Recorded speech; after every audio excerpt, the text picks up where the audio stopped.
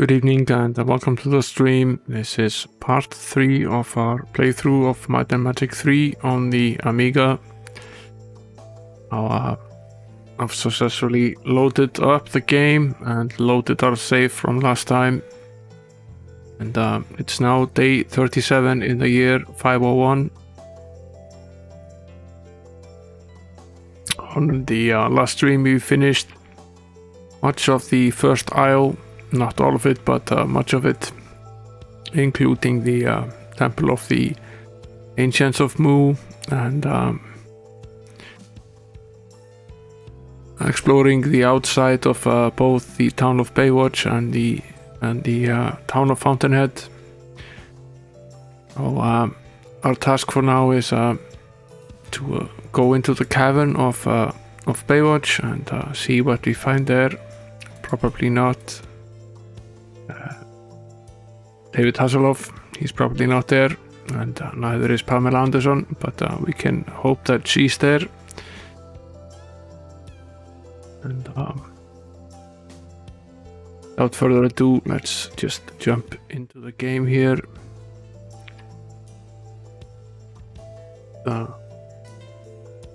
Celebrate Cheltenham here.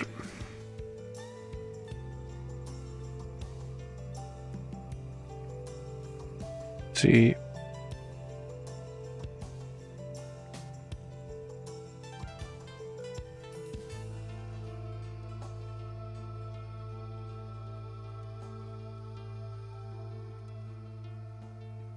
I am Cheltenham, guardian of terror. Yes, he is. Cheltenham Saturday. Let's go.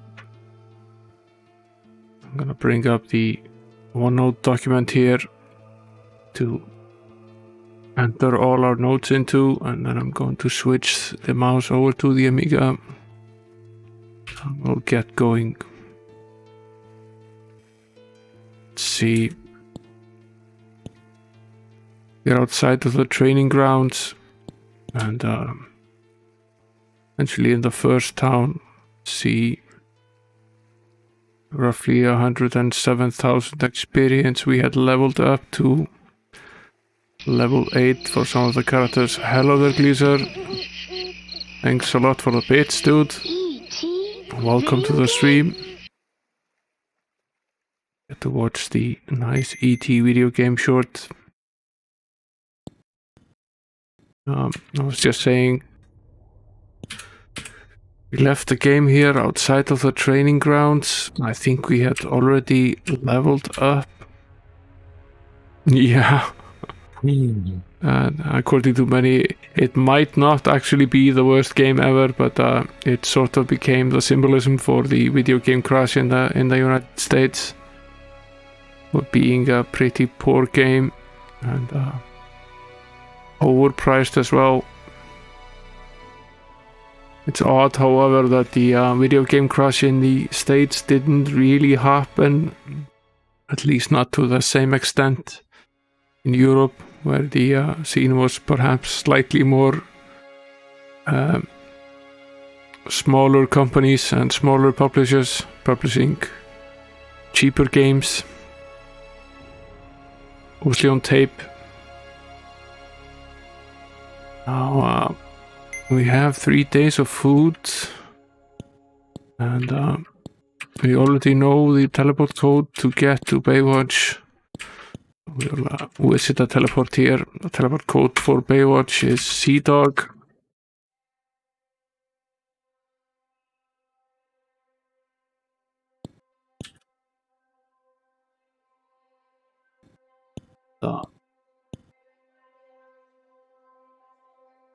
Next on the agenda is going down into the caverns here. Yeah, that is the case with so many of these film-based licensed games. They tend to be a lot of license and not a lot of game.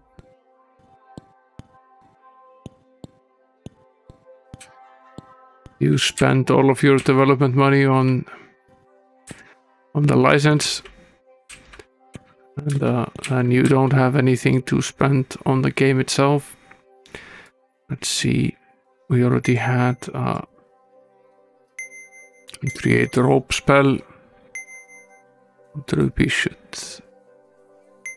perhaps put that. Light spell is here. Create rope spell, we can put it here with the archer for now. We already have a rope. We just created one.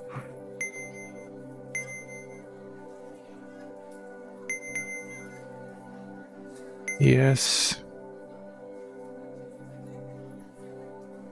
What did it say? I didn't read it. I thought it was just telling me that we were going downstairs. That was dumb. Let's cast it again. The Pit of Shame. Rings with blasphemous shrieks. Climb down. I suppose we will. 50 gems is our price. And at the cost of being deceased.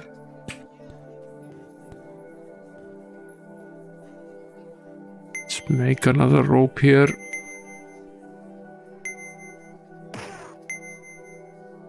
$1,000 gold is our price this time around.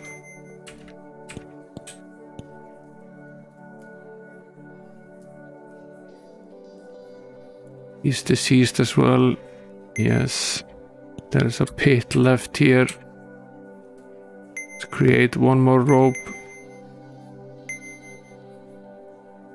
This is the cavern itself. So, let's go back up.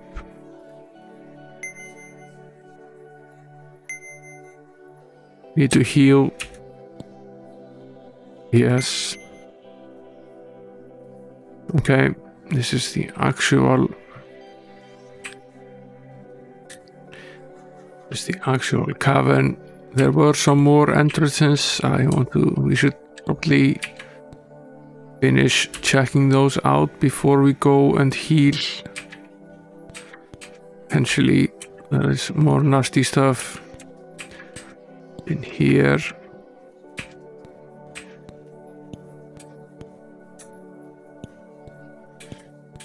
Here is one.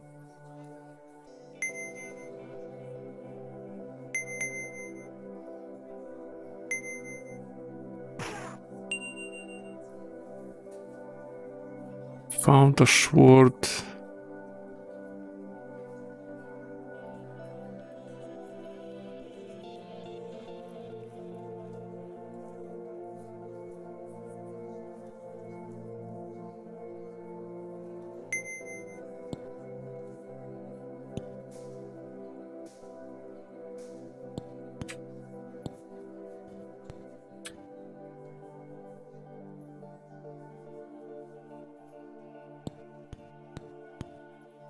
Okay, there's nothing more here. In there.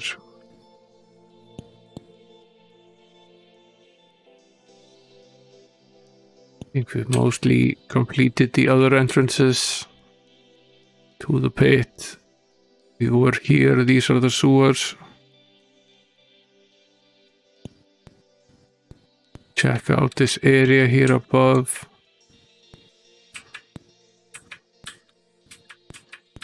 I think there were no entrances to the sewer here, and no, I'm right. And yeah, there are some homebrew Atari 2600 games that have come out recently that actually look pretty good. It's amazing, really, considering it has a very limited address space. You can only basically access the card memory, and then I think it's only 256 bytes of memory that fits into the address space. Very small in any case, because the CPU in the machine is a 6502 variant that has one of the addressing lines cut, so it can address far less memory than the standard 6502. I was surprised at how good some of these games are. So, a buddy of mine here on Twitch, Mr. Cola, who has occasionally been streaming his 2600, and some of these games were pretty great. I enjoyed seeing them on stream.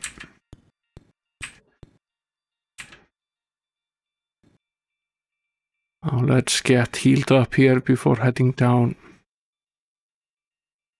It'll cost us a little, but we won quite a bit.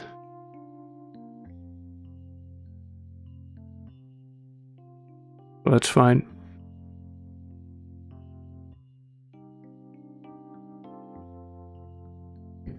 What time is it? It's 10 o'clock already. Let's visit the blacksmith here.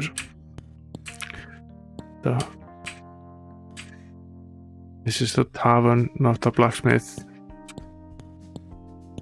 Where was the blacksmith? This is the hotel.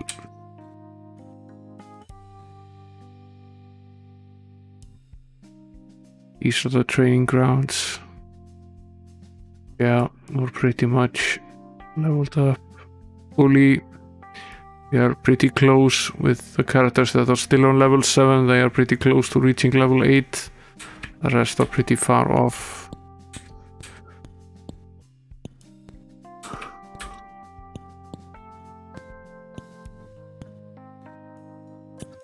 Ship store, I suppose this is, yes, this is our good friend, the weapons seller. Let's see what we found here. Inventory. Steel broadsword. 9 to 18. Hit modifier +3. That's actually decently good.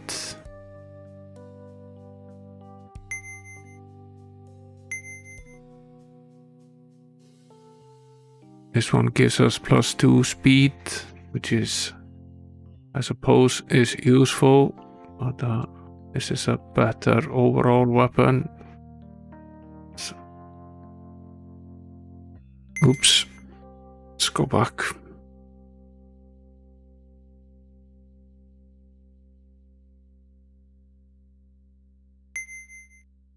See if we can equip this here. No, can't, but can definitely should perhaps be able to put it here. If not there, put it here.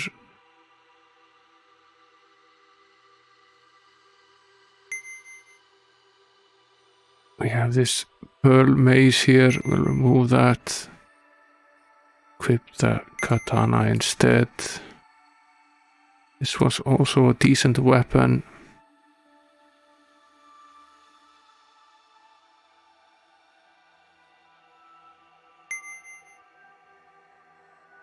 What are we using right now?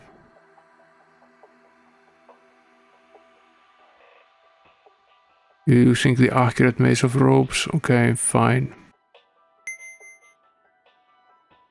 Here we're using the silver mace. Let's equip this one instead.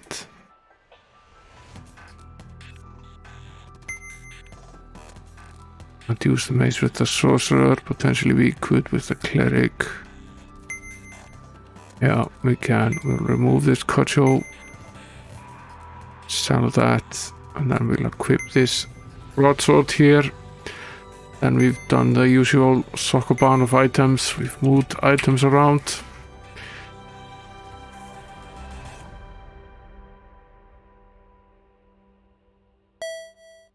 Let's get rid of this cudgel here.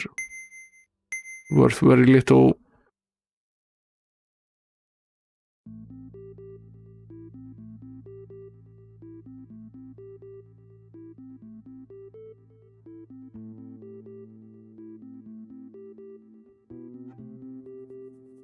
sell this scale armor here as well. We're not going to be using it.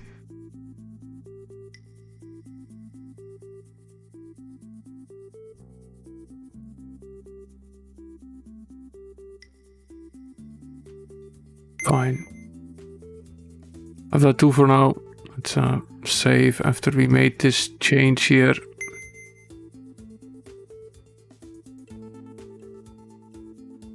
Such a nice change to be able to save whenever you want, instead of having to wait until you get to an inn.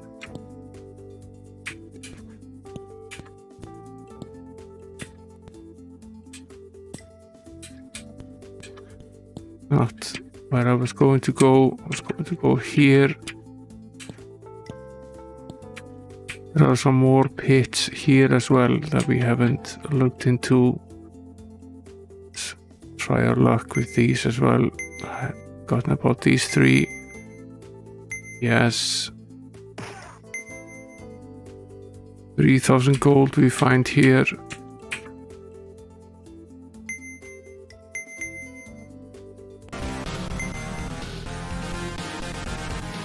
Hello there, Retro Hunter. Welcome to the stream. Thanks for the subscription, dude. That's most appreciated. Not expected at all. And we just started the stream. We are making our way through, or are going to be making our way through the caverns here of the second town in this game, the town of Baywatch. We haven't found David Hasselhoff or Pamela Anderson yet, but I'm sure they're here somewhere.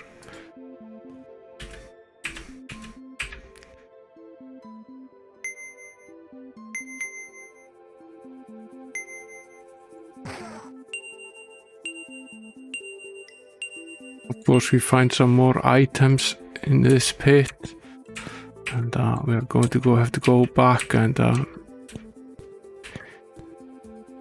heal our characters from this disease. They don't look diseased, they look, yeah, they aren't diseased, they're insane.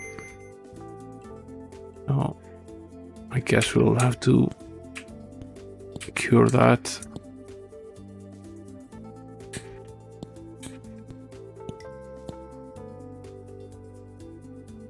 Yeah, you're welcome to stay here and lurk, and you don't need to return the support, dude, but it's very appreciated anyway.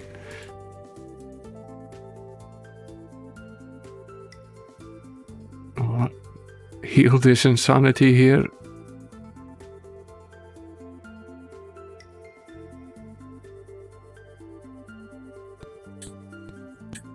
Let's see.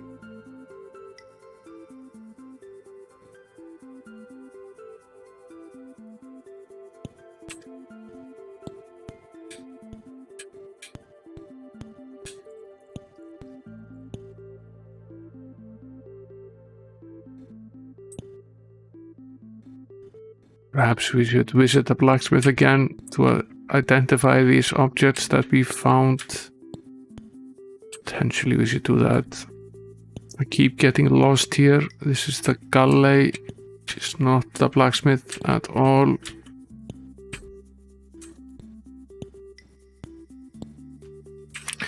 This, however, is the blacksmith, the ship store. Need him to identify some of these items for us here.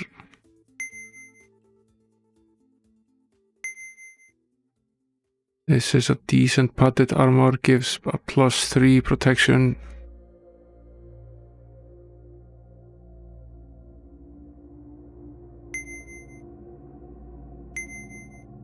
This is a +2, so this is a better armor.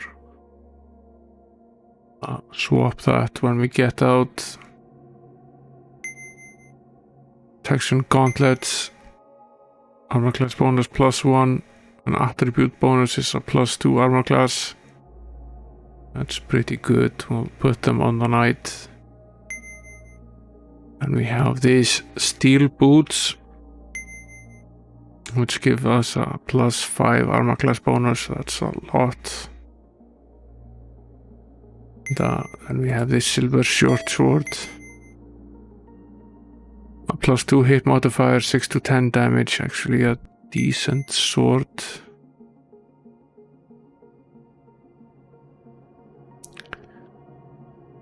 So,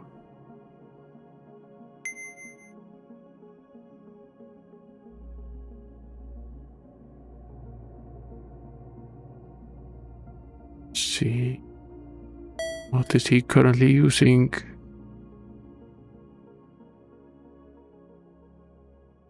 Or at least equip these steel boots. He's currently wearing... Is he wearing these leather boots, which are nowhere near as good?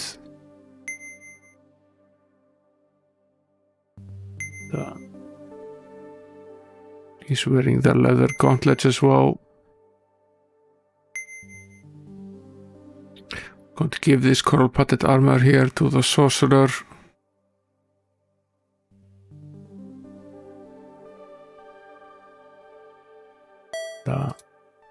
Remove his current default padded armor and equip this instead. That puts his AC up to 8, which is pretty dreadful, but it puts the knight's AC up to 27, which is decently good. Let's go back here. I think we should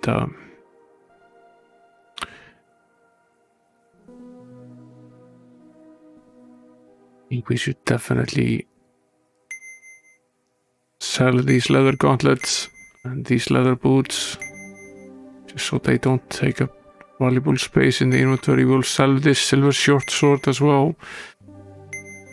And this coral cudgel, I don't think we will use it.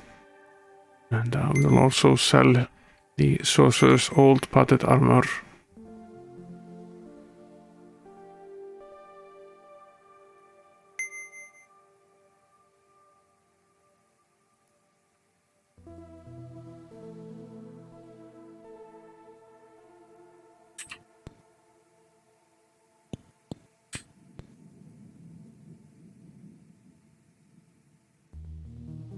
Now, let's get going with actually ascending into the cavern.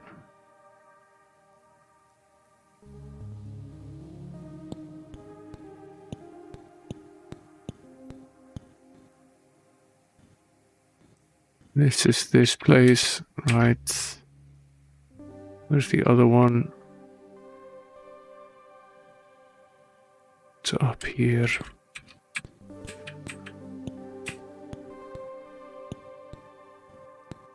Does look pretty identical, but it's not actually the same. We need a rope to climb down. We are well aware of this. Let's create one. Enough spell points. Let's rest here, recuperate. Save anyway. Change the items in case we die down there. Not like that would be the first time in this game. Yes, we want to descend into the cavern.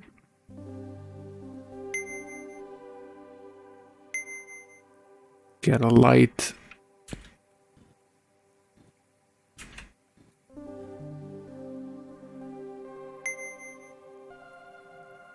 Okay. Well, this looks pretty toxic. And it is. These damn screamers here.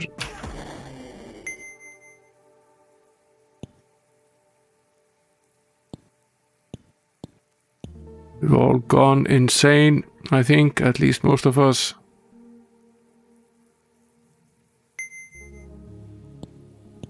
Which does reduce us a little bit. Wrinkled flesh and matted hair hang off the bones of the skeleton. Search the remains. Yes.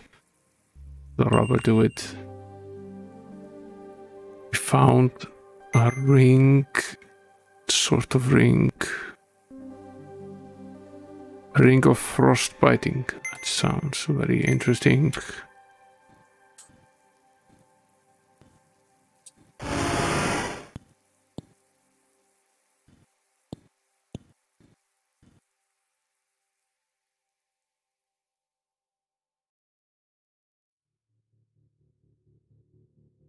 Not terribly damaged, actually. Could be far worse. There's a pit here in front of us.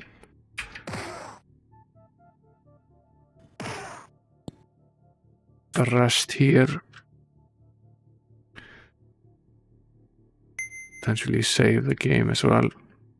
A hidden area here behind us, or in front of us rather.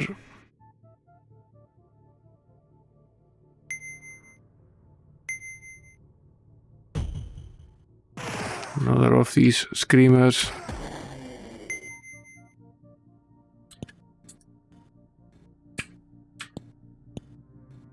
And another skeleton. Wrinkled flesh and matted hair hang off the bones of the skeleton. Yes. The skeleton crumbles to dust in your hands. Nothing there. Need to rest again.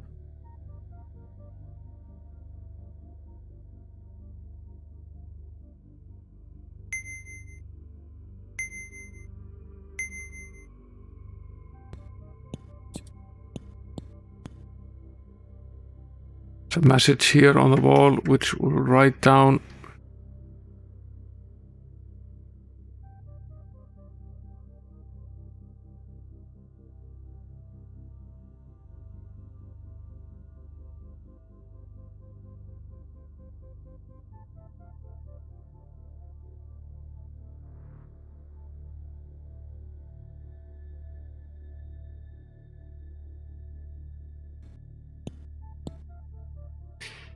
Another hidden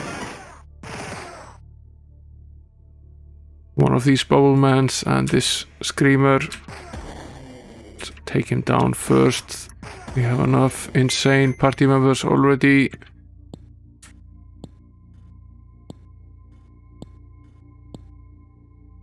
A mage's rope dangles from the hanging remains. Examine closer, yes. Skeleton crumbles to dust in your hands.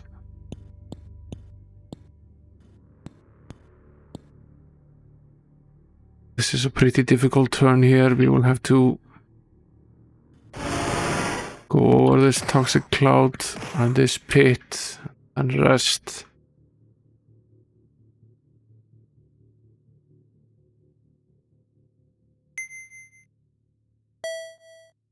It's all very classic might and magic. 2 more screamers. Pretty difficult, these guys.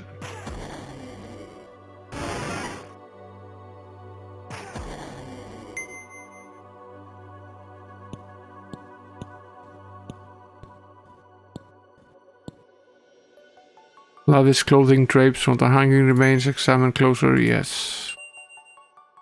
Found some jewelry. What kind of jewelry is it? More of the ancient jewelry? No, just regular jewelry. Okay. Not exactly sure what purpose that serves in the game. The shopkeeper doesn't really want to buy any of it. Let's rest here, recuperate.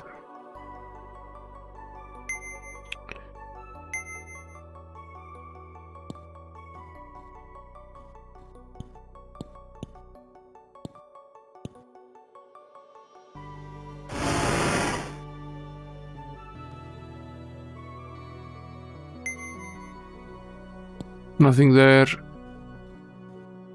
But of course we need to go everywhere to map locations. There's a message here on the wall. Strange and powerful creatures stalk the halls of a fortress of fear. Wrote that down. Let's see. A hidden room here. More of the bubble man and the screamer. An interesting combo.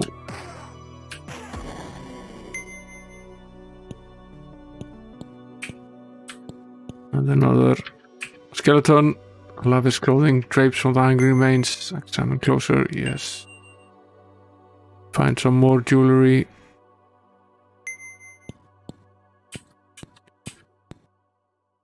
Now there's a pit here again. And We will need to rest before we pass this door in. I can see at least 2 of the screamers hiding behind it.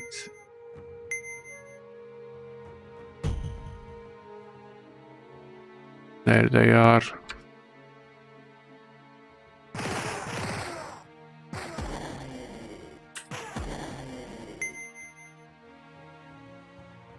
What's status right now?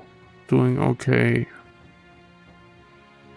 We're all insane, but we're doing okay. I suppose it's almost an oxymoron. Wrinkled flesh and matted hair hang off the bones of the skeletons. But the remains, yes. Crumbles to dust.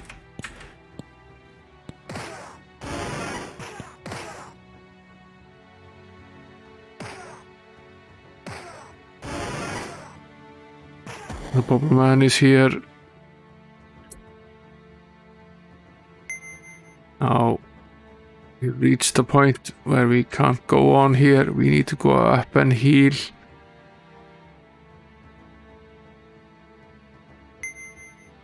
Let's restore as much as we can by using magic.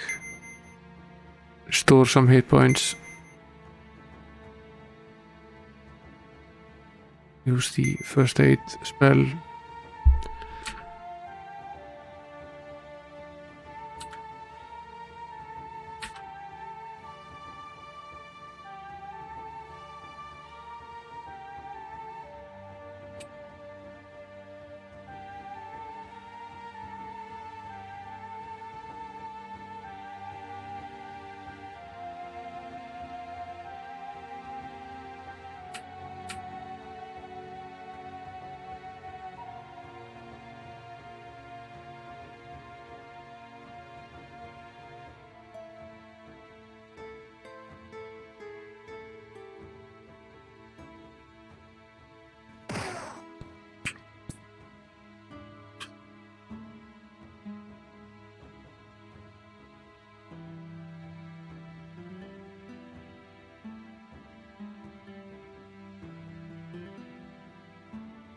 Does seem that the game is a little bit lenient in the way that it doesn't actually kill characters that are close to dying when falling down the pit, but it might still happen if you reach a certain minimum, so I'm not going to risk it. Need to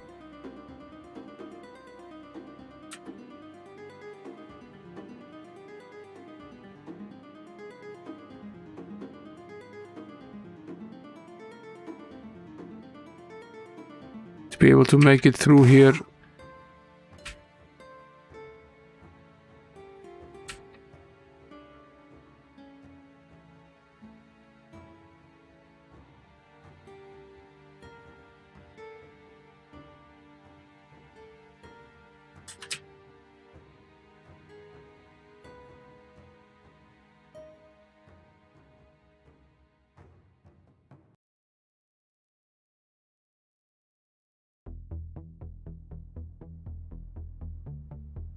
These pits are pretty nasty.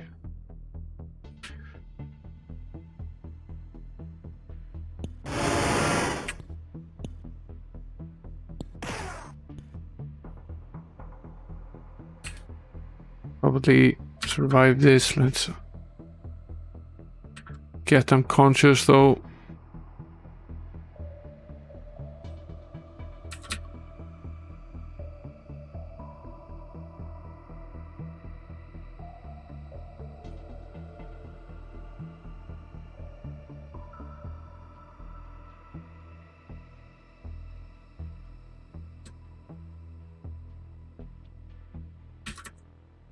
Pretty out. Where is he at? He's at -4 now. He will come back probably now.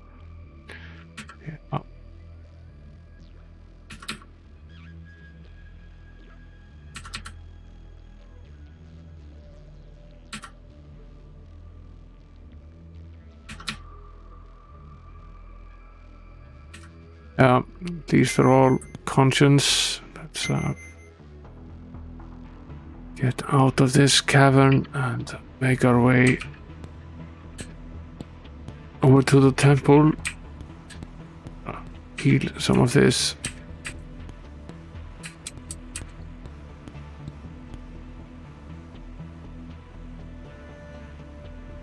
Yes.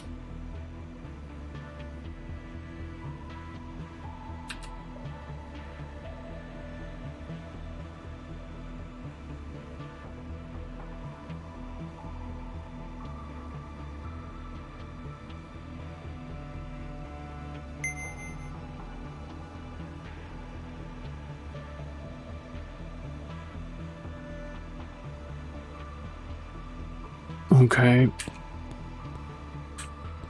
We made some progress. Let's continue.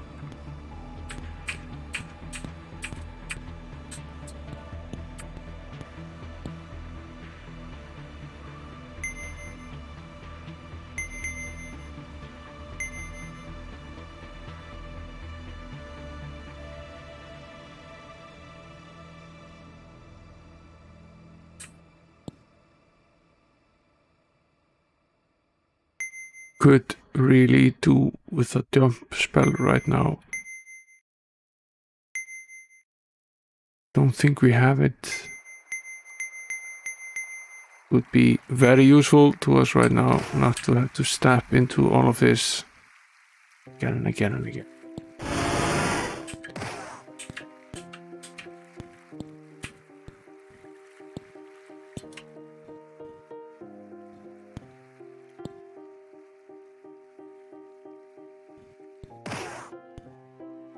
We're back here, let's rest.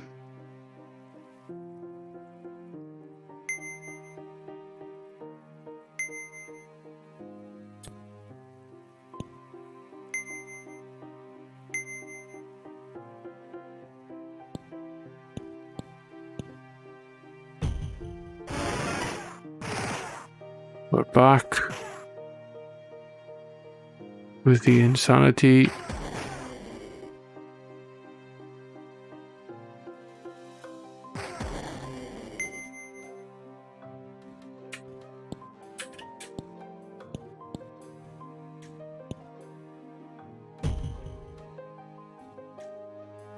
A mage's robe dangles from the hanging remains. The party found a Lloyd's beacon scroll. Do you wish to read it? Yes. He most definitely would.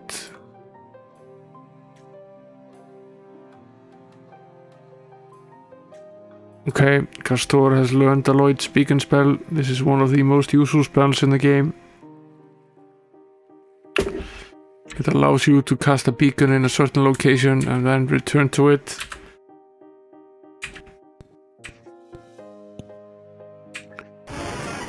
It's enormously useful, especially when you're in a dungeon like this. You can set the beacon and then return to that exact location again.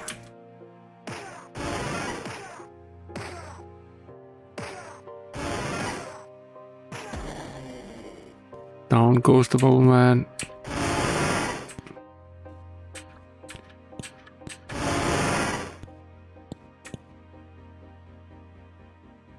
Hits are pretty shitty. Did we forget something here? Wasn't there a location that we didn't explore here?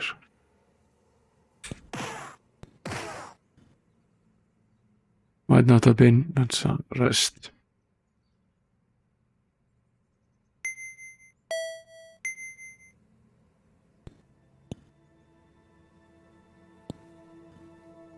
Completed this yet, in any case. No monsters here. We found a levitate scroll. Yeah, we definitely do want to read it.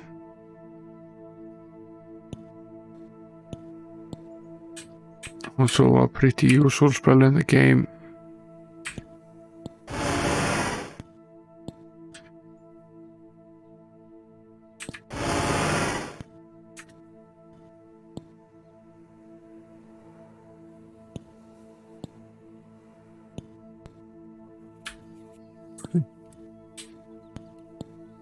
There's a screamer over there. Just waiting for us to come his way. Need to rest here before he passes this. Okay, we're starving now. That's not good. Not good at all. I don't think we have the create food spell yet. Seriously doubt it.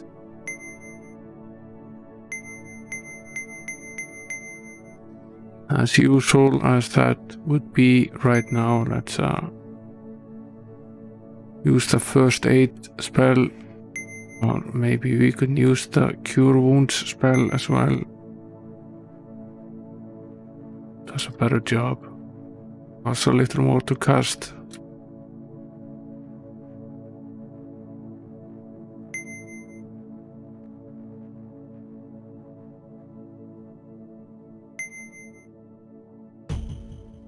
Going to need to go up anyway. Found some more jewelry.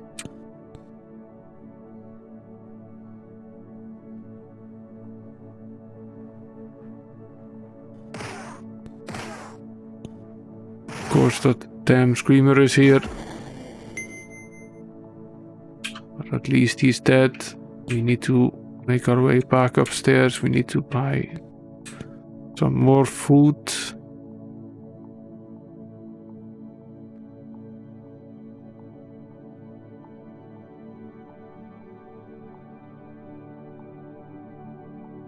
We need to restore our health to the point where we can actually do that.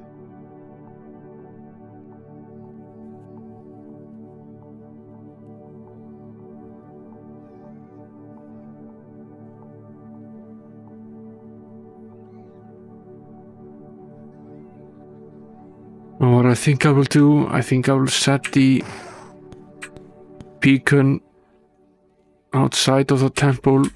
We can basically return exactly there instead of setting it down here. Because this is all pretty doable when we aren't insane and we have food. But, when the going gets tough, we want to get up to the temple very quickly. I think that's a better idea. Instead of having to heal endlessly to find our way out of this mess.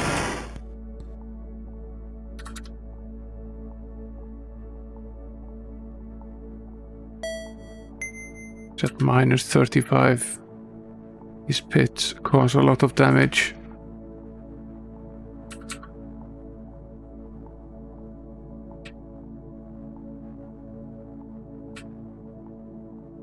Running out of spell points.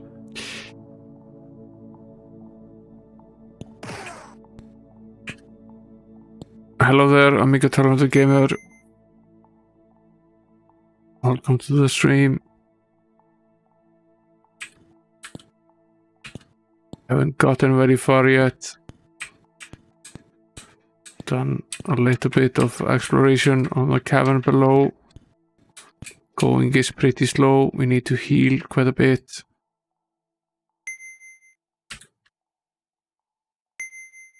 Let's see.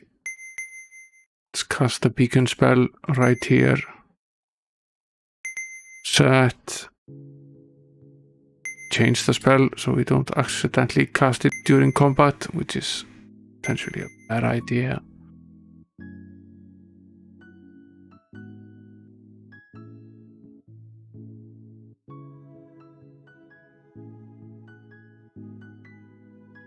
Yeah, Bill Hurd and Dave Haney are geniuses.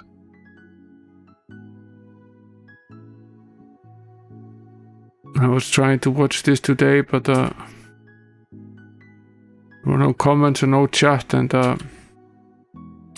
half the fun of watching these events live for me is hanging out in the chat. So there wasn't a lot going on.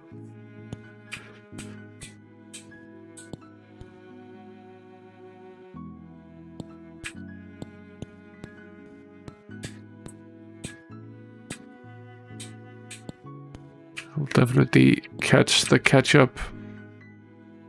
Won't miss these two guys talking about anything.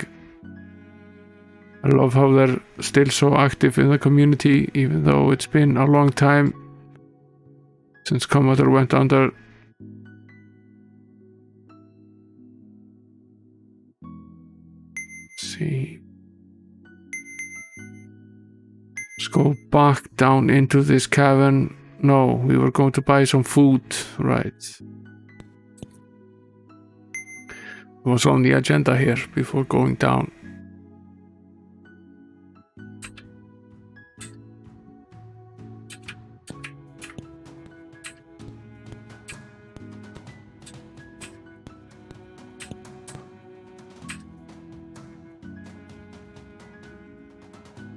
Yeah, let's buy some food.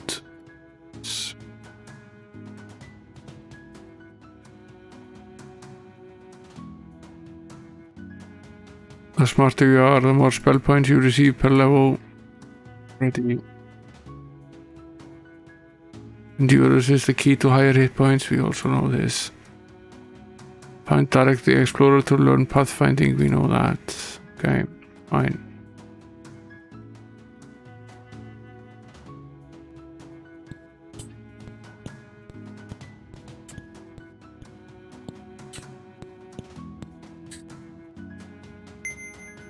Save again here.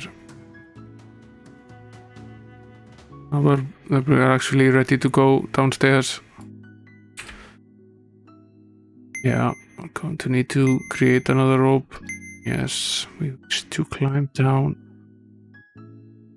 Going to need to cast the light as well. Oh, these pits really are the pits. Slowing our progress considerably.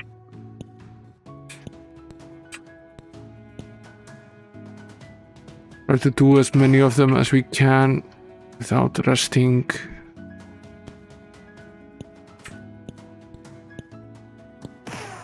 Potentially not a good idea to die down here, but also not good to constantly be resting.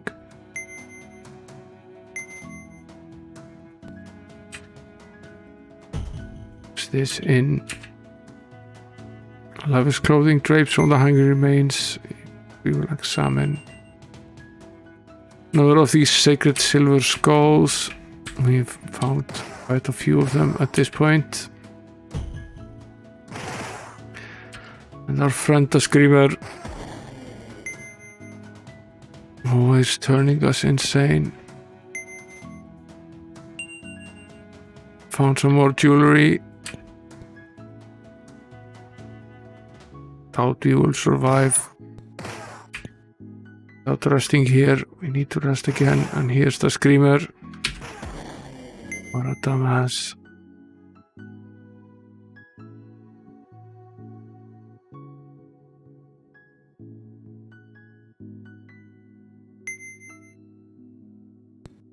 Okay. Yeah, there's a lot of stories. It really does sound like Commodore was a very weird place to work.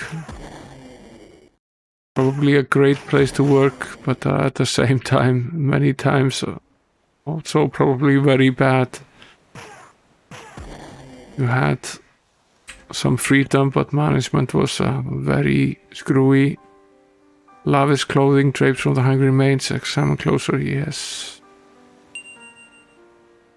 Another sacred silver skull. That's both gold and experience, so that's good. Now, I suppose this is a cross here.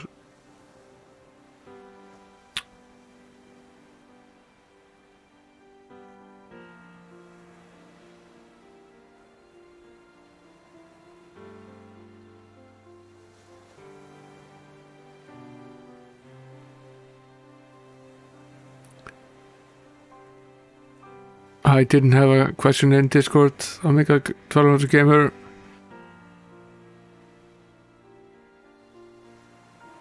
Did they not ask a question?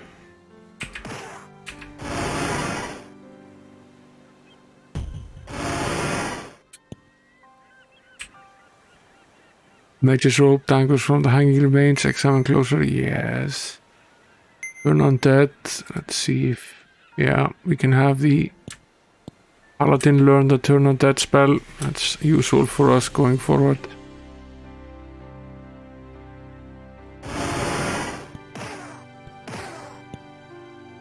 Pretty banged up here. Let's rest, potentially for the last time, before we need to go upstairs and heal at the temple. Lightning bolt. We'll have, I think, Castor already knows the lightning bolt spell. It's good to have the archer learn it as well. There's a whole other section here.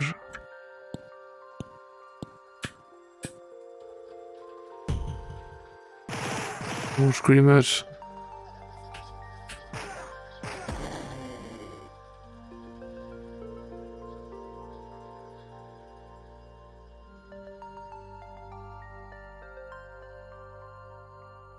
Yeah. We all owe Dave Haney more than a one hot dog.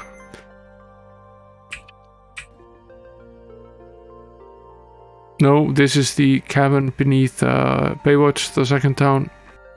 We finished the Temple of Mu halfway into last stream.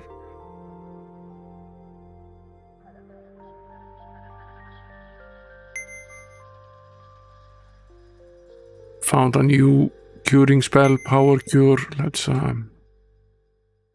give that to the priest. See what it does.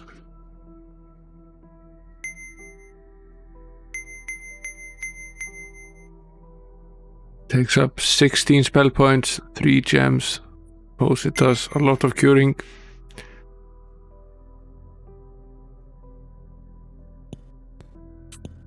Yeah, we're actually doing okay with this game.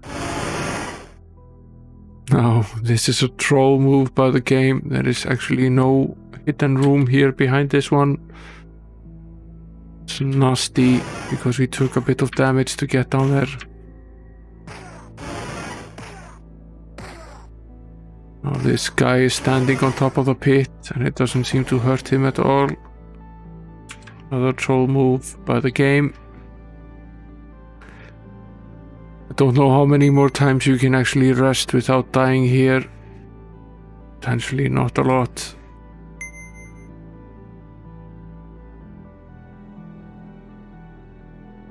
Yeah, we're finding some valuable items here, so this is all worth it.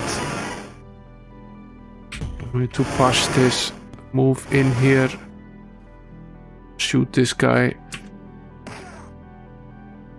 It's not good to be standing on top of the pit or anything when we are fighting someone. You get hit multiple times while trying to fight. It's bad. This cavern is pretty difficult. Or I shouldn't probably say difficult, it's just a bit tedious.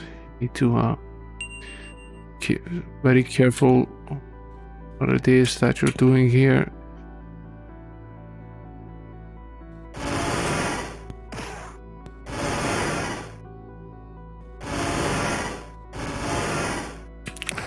Take a lot of damage. A lot of damage. We are done here. We won't be able to rest anymore. So let's use the beacon spell that we set up earlier. Travel back upstairs. Heal up.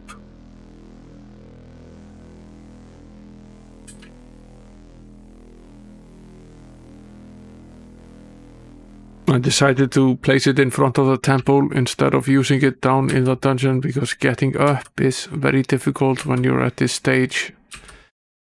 So I would rather just be able to return directly to the temple because it's fairly easy to get back to where we were. That's not very difficult. How much food do we have? We have 8 days worth of food, that's fine. Let's go back downstairs. Save here before ascending into the pit.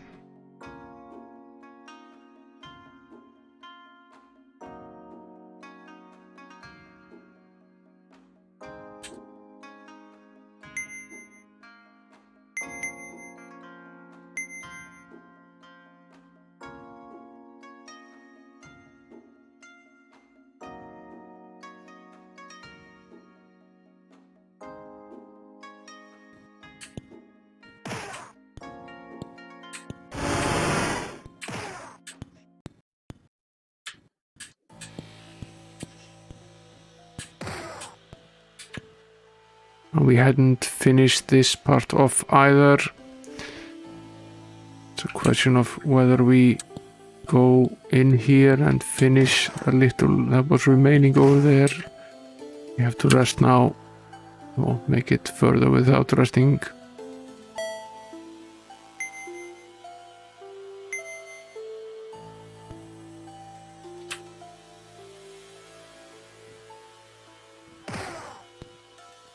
Save us the turn here, saves us a few hit points.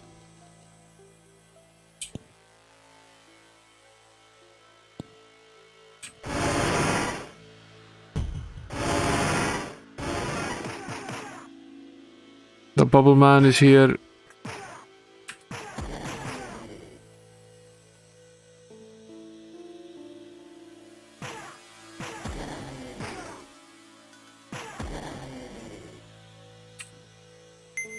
Do we not have a spell set up here? No, it's Lloyd's Beacon, okay.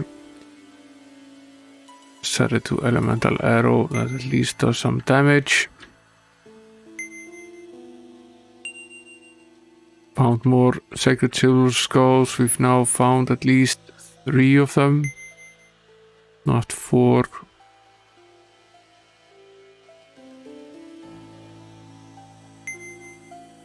We're going to have to repair our armor when we get back upstairs.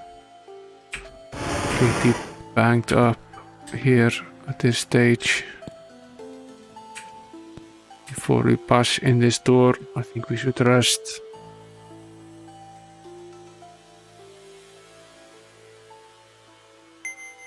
Yeah, Lloyd's Beacon is a highly useful spell in the game. It's in game 1 and 2 as well. It's probably the most useful spell you could find.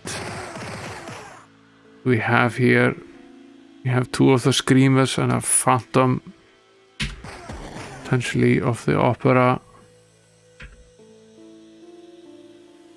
I'm getting laughs. Yeah. Maybe I should host the show. Okay, all right. Hello there, Mr. Cola. Welcome to the stream and thanks for the host. Let's try our hand with the Turn Undead spell here. It does some damage.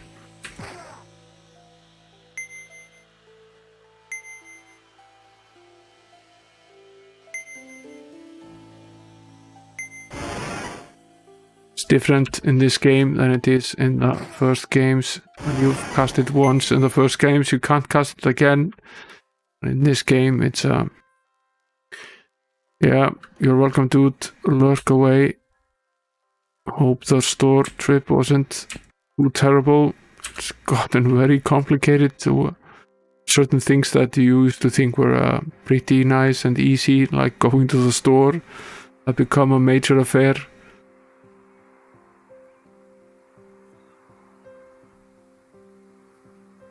Lots of acid here in front of us.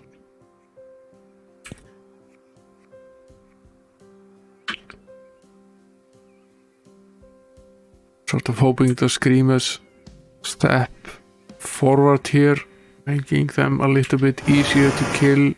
I suppose that's not what they do.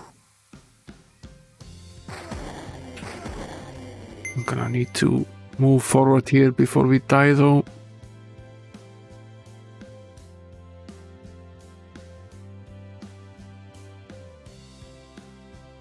Okay, we can't do that here.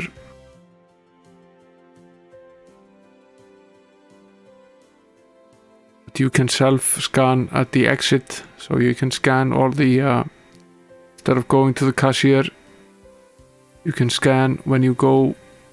Just need to take all of your products to the scanner and scan them all yourself. Can't do it as you shop, but you can do it on the way out.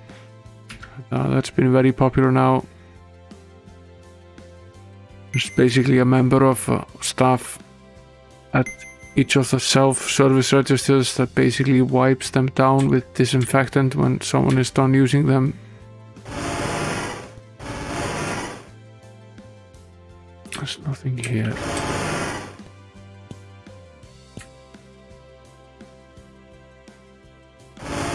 That is certainly easier than having to go to the register every time and wait in a long line.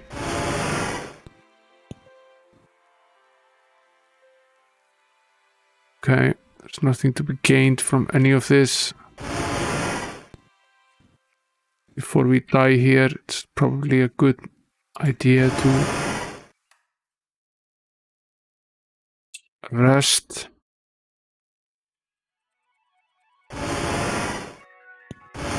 Get hit anyway.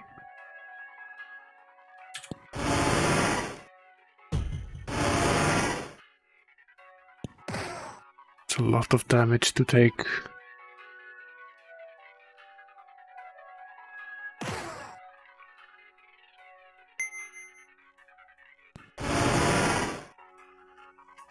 These pits are crazy difficult as well.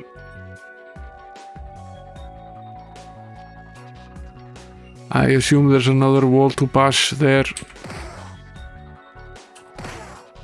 Yeah, there is. The screamer.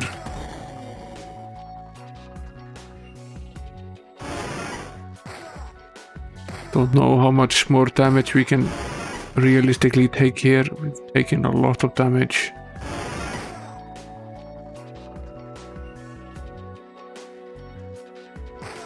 Yeah.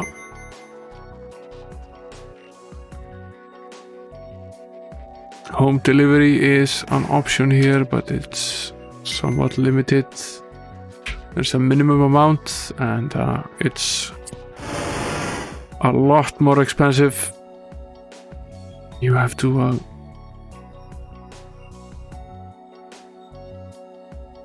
yeah, we have the levitate spell. I suppose we could use it.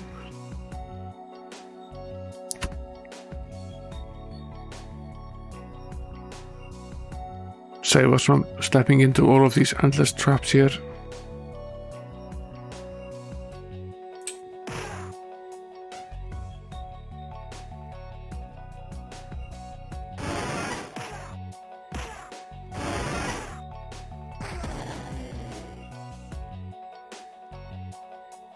We might cast it now to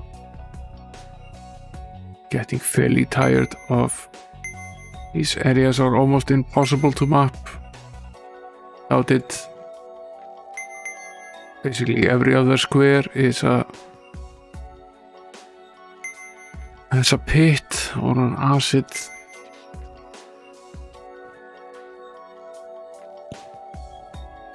It's quite a bit easier. Love the indication that we're levitating here. Yeah, little angel is flapping its wings.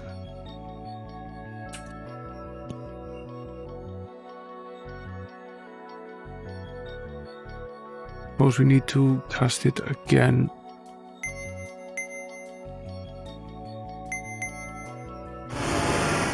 Doesn't protect us from this, but it does protect us from the pit. Which is welcome. Makes it slightly easier. Still crazy difficult.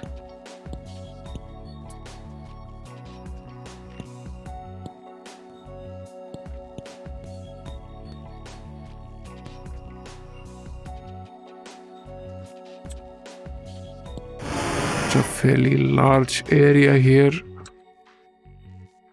We've taken a lot of damage. We will have to rest and then cast the levitate spell and then bash. suppose that's the only way to do this.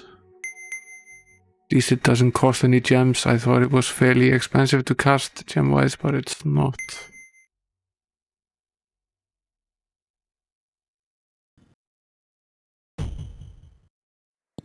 What's here? This is beta. My brother said you would be coming. I do know something of the legend, but I'm afraid the only information I can add to Alpha's story is that the shells were hidden on an island. The name of the island and its location I know not, but my other brother Gamma may be able to further help you. I will tell him to expect you. A small hole opens in front of Beta's feet and a fish jumps out of the water and into his hands. Beta whispers into the fish's mouth and drops it back in the water and the hole disappears. Gamma will be expecting you. Looked for him in Vildabar. Thank you for freeing me, but I must return to my bonds for reasons that do not concern you. Please accept this trinket, for it may be of use as you continue your journey. We found another one of these Quatlu coins. We already got one of them.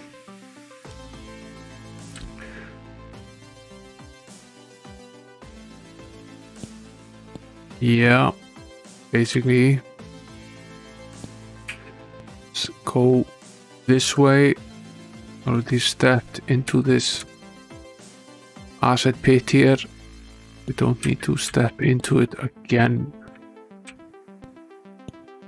I'm going to have to step into both of them. Map the squares.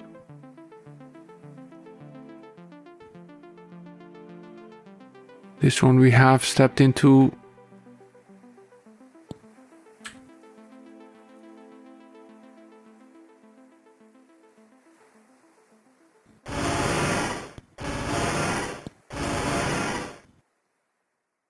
Be the end of us.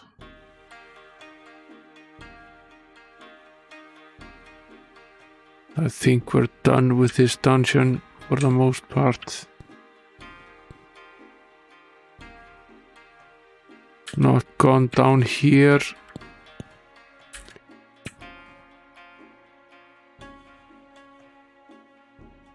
Yes, we have. We have gone down here.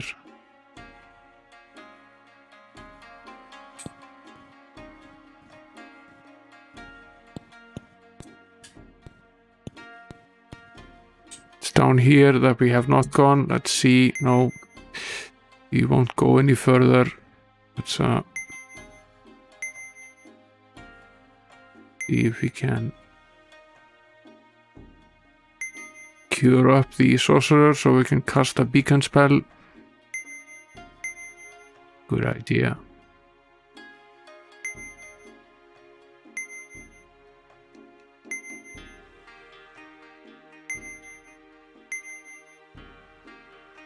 Visit the temple, heal up, and go back down here, finish this up.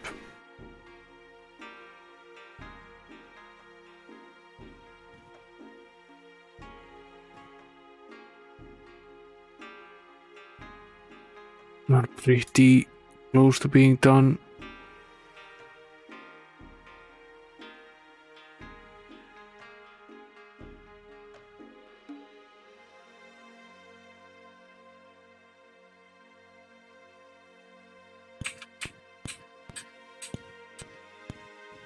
Remove condition spell would be pretty nice at this point. Not quite there yet. Save here.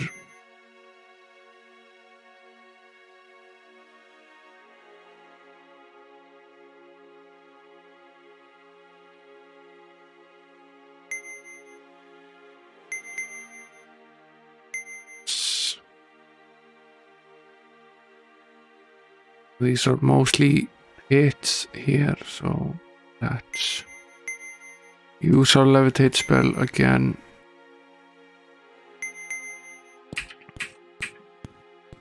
Take damage here, but it's really not a lot of damage that we take. It's a few hit points.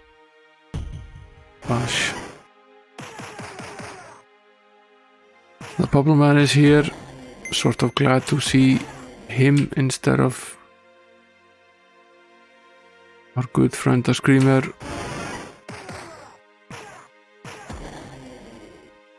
Change the spell. Metal arrow.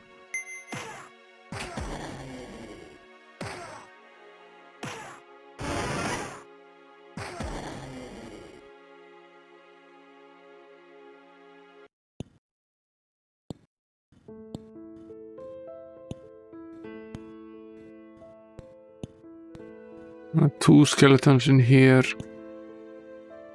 A beautiful cleric hangs from the shackles. Release her, yes. Cleric almost collapses or released from her chains. I am Darlana. I was overcome by skeletons who sold me to the phantoms of this cavern. I thank you for releasing me, and if you ever need another healer in your party, you will find me at the captain's quarters above. So this is a hireling. A proud warrior struggles against his bonds. Release him. Yes, of course you will. At last I am freed. Embarrassing as it may be for a knight such as myself to require rescuing, my sense of honor remains intact. If you ever need my services, I will gladly join your ranks. Find me at the captain's quarters in Baywatch. Ask for Sir Gallant. Okay.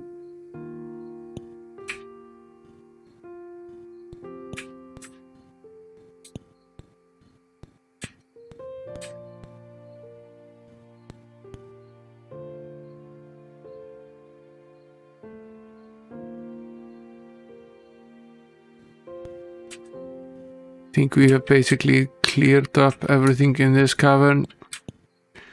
Does at least appear so at the moment.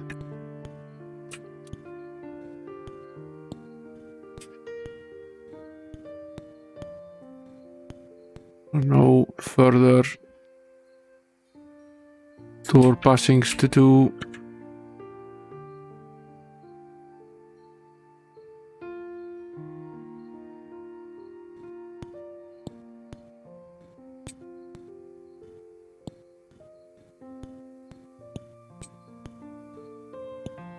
No, there is something here still. Oh, yes, this is our good friend Beta.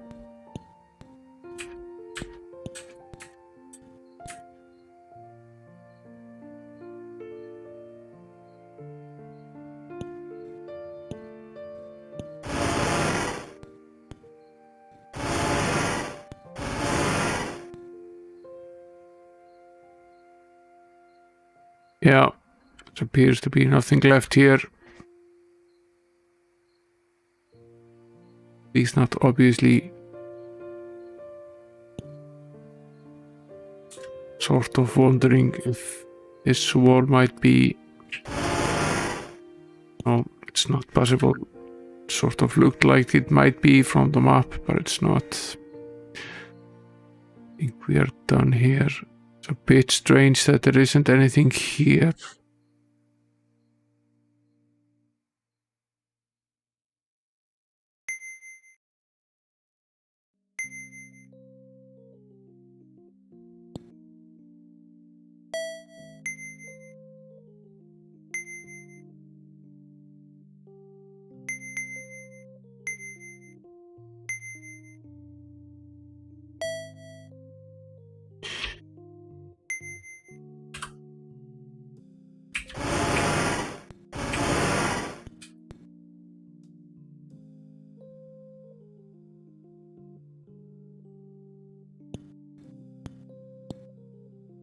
Just quickly see. He missed something here.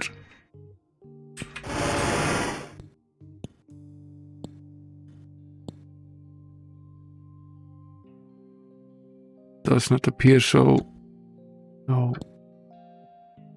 I might potentially be on this side as well. Double check it. Be absolutely sure for going out again.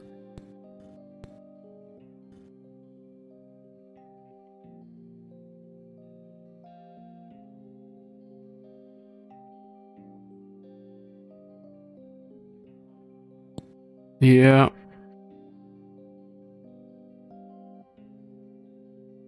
I've never actually done that. Somewhat takes the fun out of the game for me.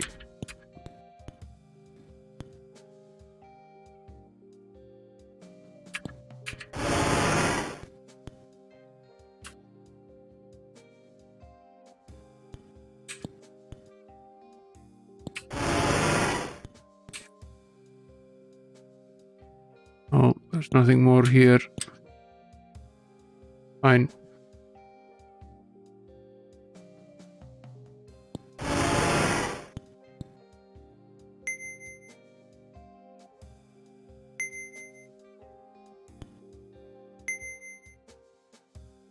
This Cavern of Perils, yes, we will.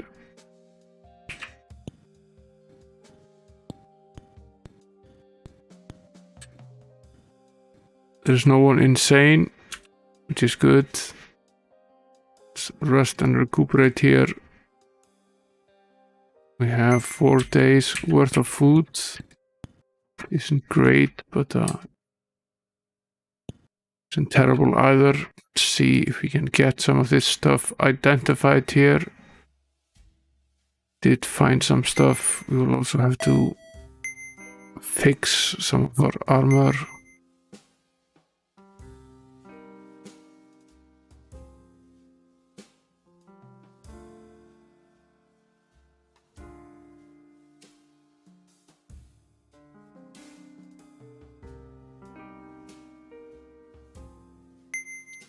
What does this ring of frostbiting do? Just has this special frostbite skill. This jewelry does nothing. Can we sell it? No, can't. Eventually there is someone interested in actually getting this from us. We found quite a few of them.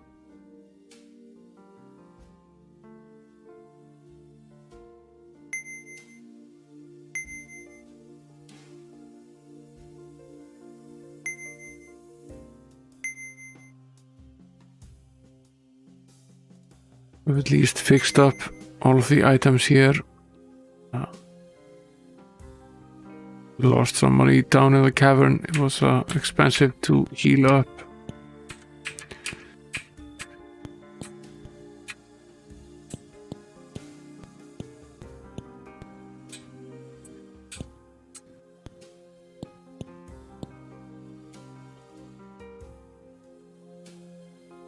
See where we are in regards to training.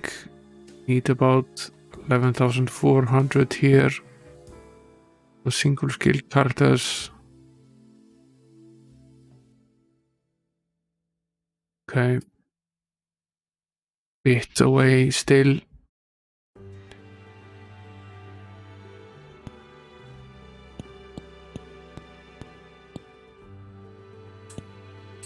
Check out the hirelings. Yeah, we'll sign the registry.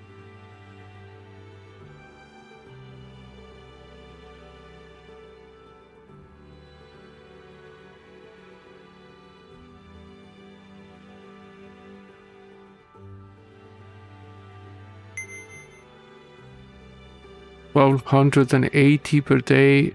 That seems very excessive. Alana is at $980 a day.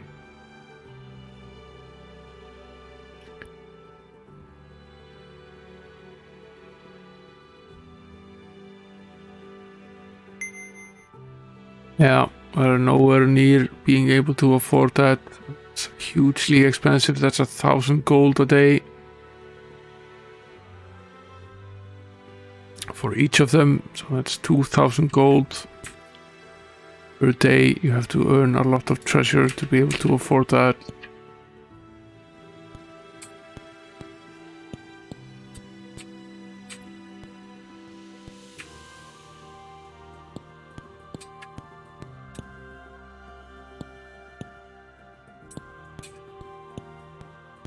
They sometimes are.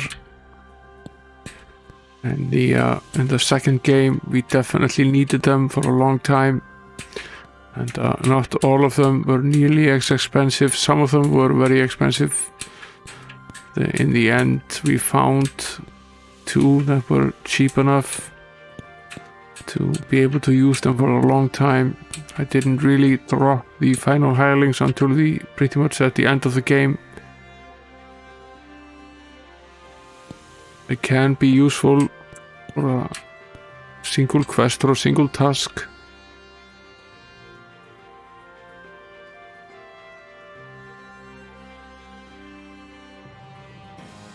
Yeah, but sometimes you need an extra healer, and sometimes you need an extra sorcerer or an extra knight in the party for particular things.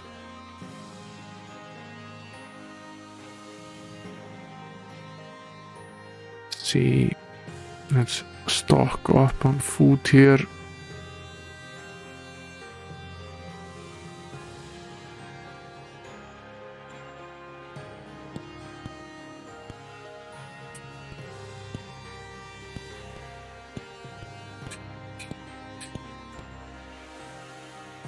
I think we already bought all of the spells in the guild here, but let's check it out anyway.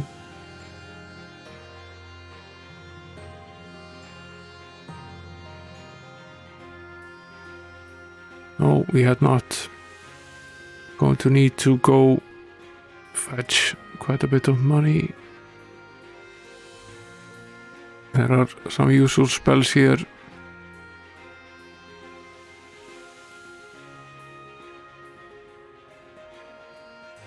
Including the jump spell, the blessed and the holy bonus spell.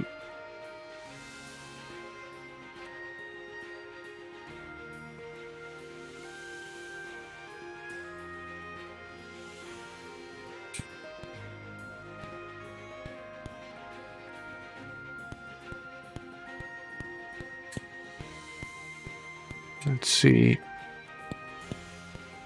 Go find the teleport.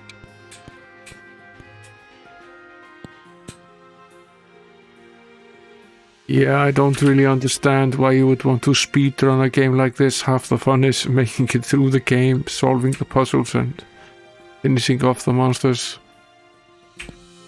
What is the point of that?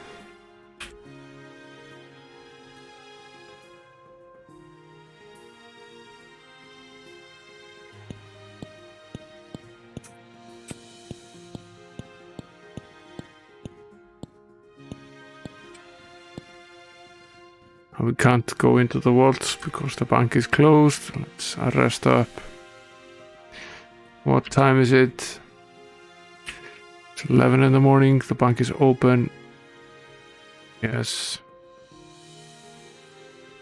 Let's withdraw what we have in here of worth of gold. I think we're going to need most of it. Earned a little interest. It tends to be what happens. Let's go back to the guild.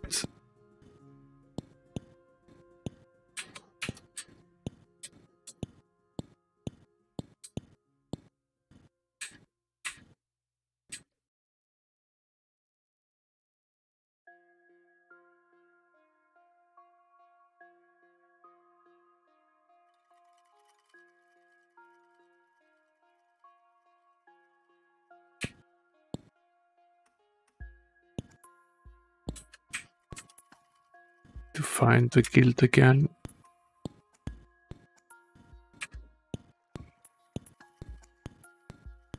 Because here it's potentially closed. We need to rest again. Probably not late enough. Not.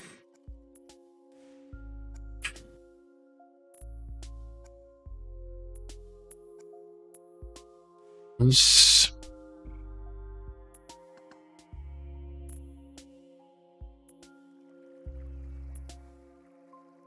Buy some spells. Rest disease. Silence. Blessed. Holy bonus. Power cure. Sit. Jump. Acid stream. Levitate. Wizard eye. Identify monster. Sit. Jump. Acid stream. Lightning bolt. Sit. Blessed. Holy bonus. We have 20,000 gold left. We'll go deposit 10,000. Yeah.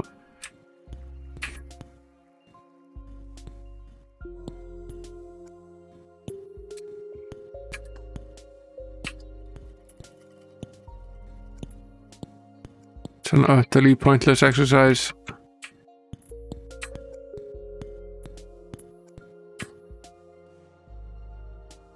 Home. I was sort of hoping that we might. Oh.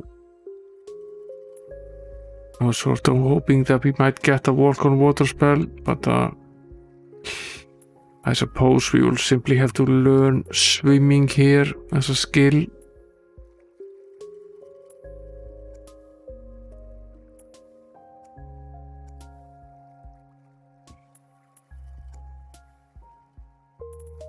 It's in the cavern at X15Y8. Let's head there.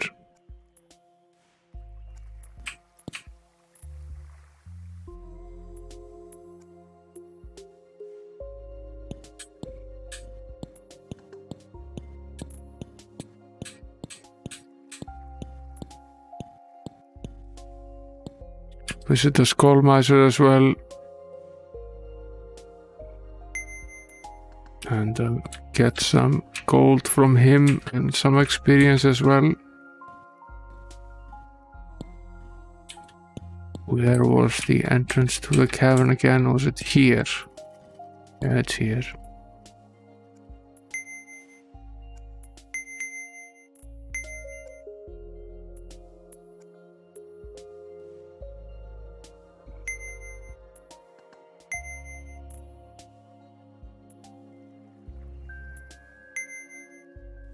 He's not a swimmer. He is. The knight, the paladin and the archer are already swimmers.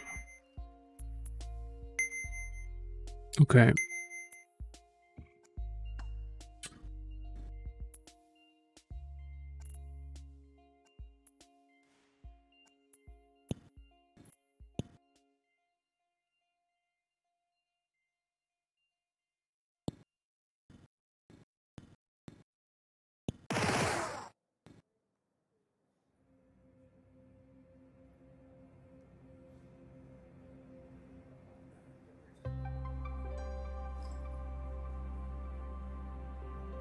Here, okay.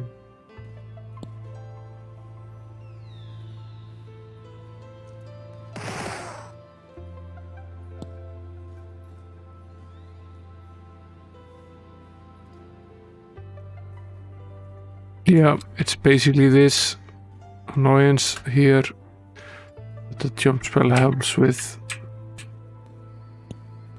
It's very useful for this kind of trap.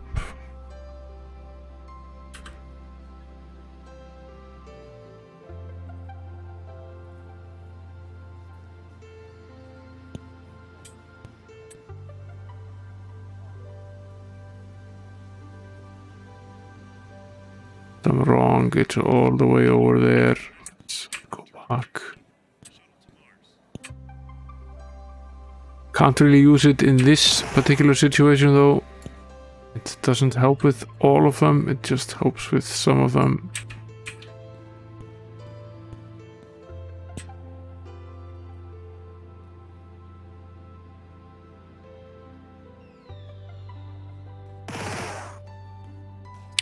They are very strategically placed here. They don't really do a lot of damage.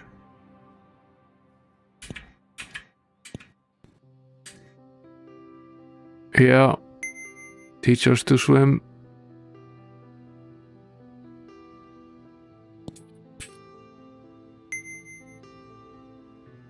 Basically need to learn this a few times. I'm very glad they removed the arbitrary limit of only 2 skills per character. It was a major nuisance in the game.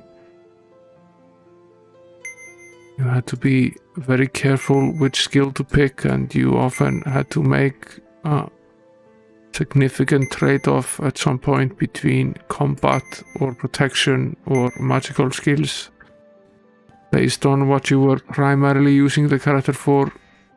Sort of became, at least in the later stages of the game, it became very hard to do. Yeah, I did that as well. I used the brain detoxification thing in the first town.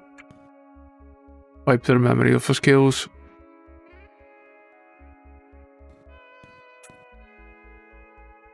Now, this is a chance to actually use the jump spell.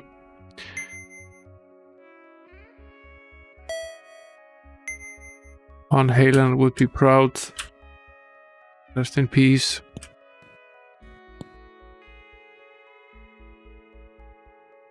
Oh, wasn't this the exit here? Yeah, it was. Let's go up.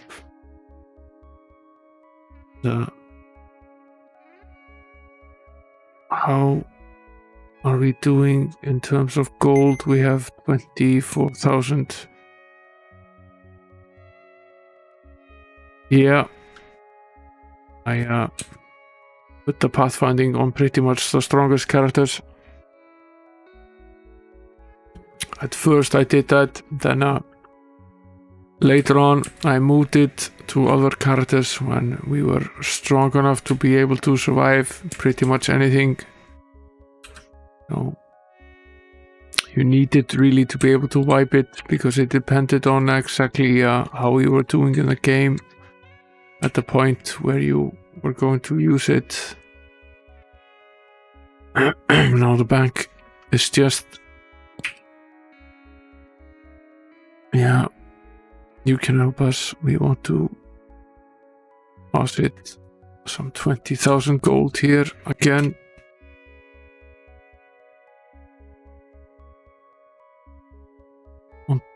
Don't want to leave all of this gold on us here.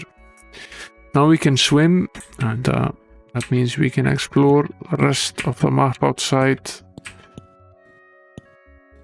Spent our money wisely here. We completed the cavern. We learned how to swim. Now we're ready to head out and finish the rest of the map on the outside on this isle here.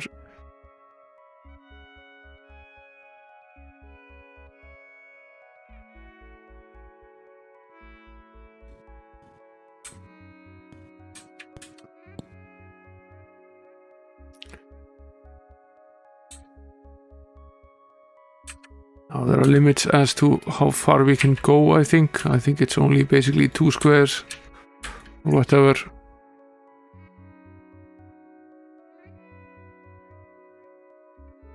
Maybe only 1 in some instances.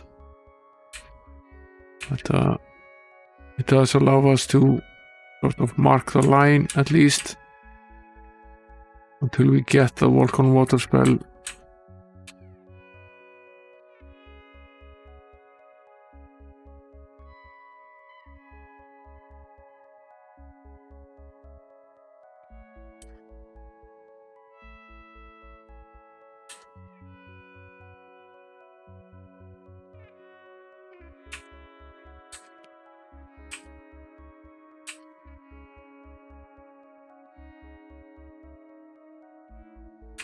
See, there's a part here that we haven't explored yet. Let's do that right now. Don't know why we haven't completed this yet. We should have. Essentially, the mapper died while we were exploring this. Quite possible.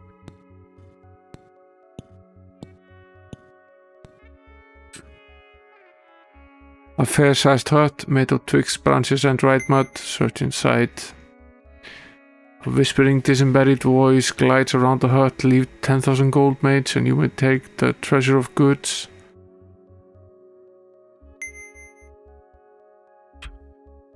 Come back to this to be able to save before we come here.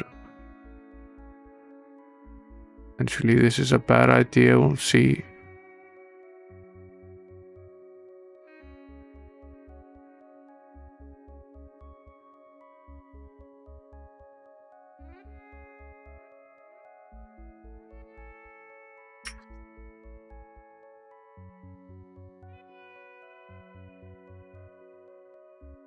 We'll find some items, but will they be worth 10,000 gold to us? Maybe, maybe not. Depends. Don't even have the 10,000 gold on us at the moment.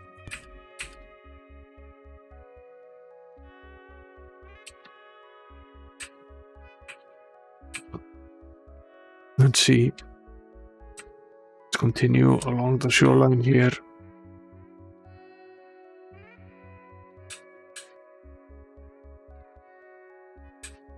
Now these forests will filled with these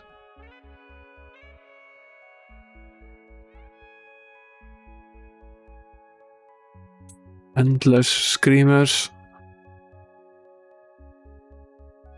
They're a major nuisance to us.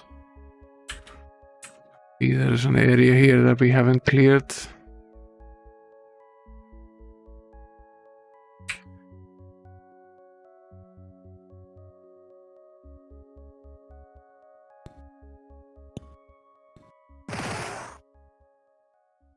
One of these screamers here, and a chest. 5 gemstones decorate the chest. We found something called a dragon breath skull. Let's see if we can read it. Potentially a useful spell.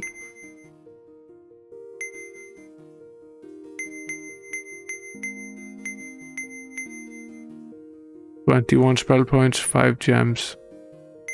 I assume it does a lot of damage.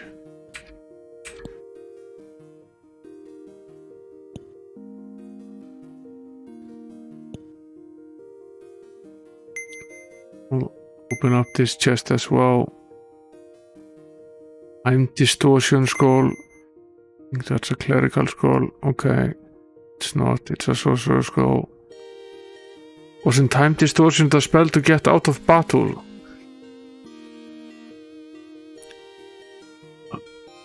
Look it up here.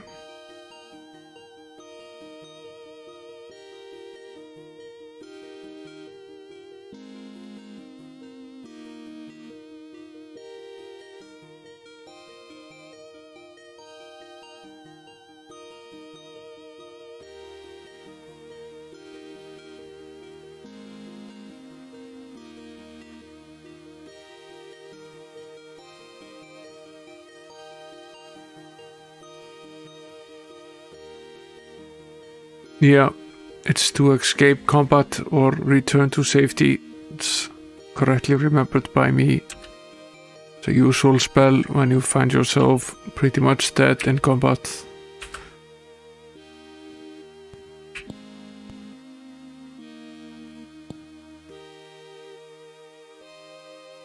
Okay. Let's go back to the ocean part now that we finished this. Seems that we hadn't fully completed all the mountainous and tree parts yet. Probably only finished the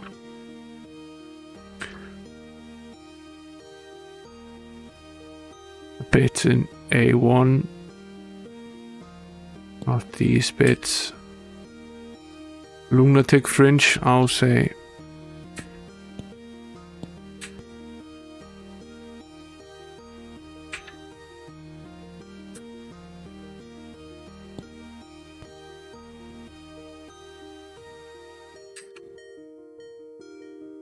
Another chest here. Found 5,000 gold and some items as well. Eventually we will soon have enough gold to attempt this trade-off between items and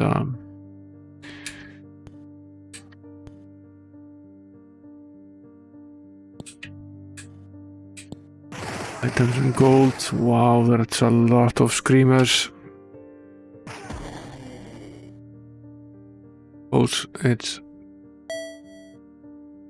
Suppose it's a good idea to take them all at once.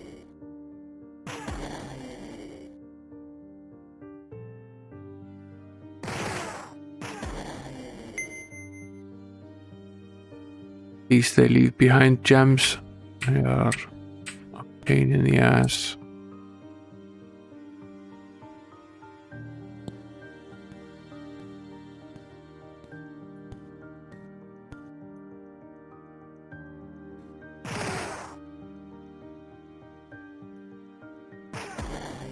Yeah. And more annoying than the guys who steal gold in MM2 are the pixies that rob your gems. The wheels of a single rose wagon sink deep into the earth. Step inside, yes. Many are the dangers that lurk in this forest, many of magical nature. If you relieve yourself of 100 gems, I will surround you with an aura of magic resistance.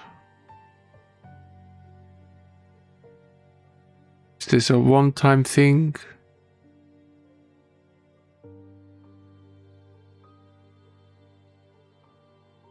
Is this a multi-thing? Let's rest here.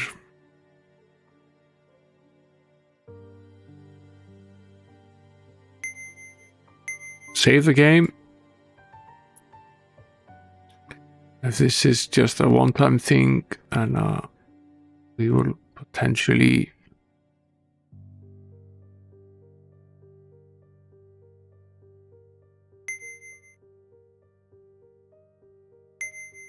not do this.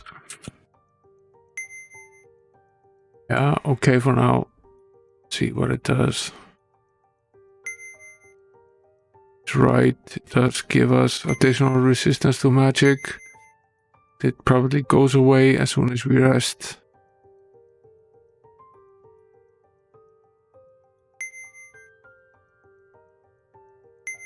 Does. It's a very expensive price to pay for what is essentially a single turn loan of 24 additional resistance to magic.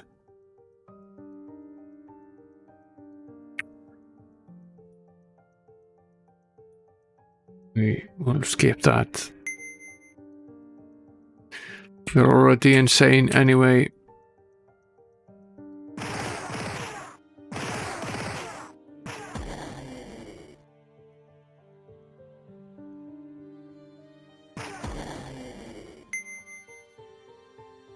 Center of insanity, I'll say. The wheels of a single rose wagon sink deep into the earth. The muffled cries of screamers almost ready to hatch barely escape. Clear. Egg-like pods that hang from the roof of the wagon destroy the pods. Yeah. The sound of cracking and crunching fills the wagon as screamer pods burst on the wooden floor. Gain 10,000 experience and find 100 gems. That's worth it. Just getting rid of these endless screamers is worth it as well. Assume they won't respawn now at all of these points.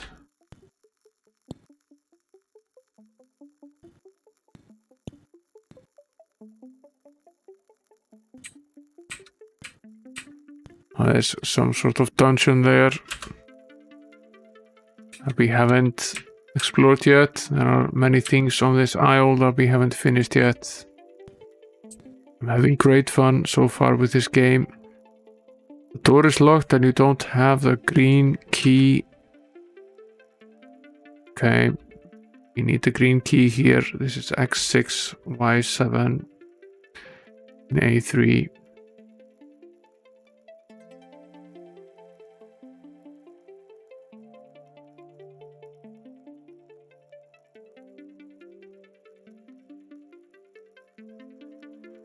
Hello, your mom. Welcome to the stream.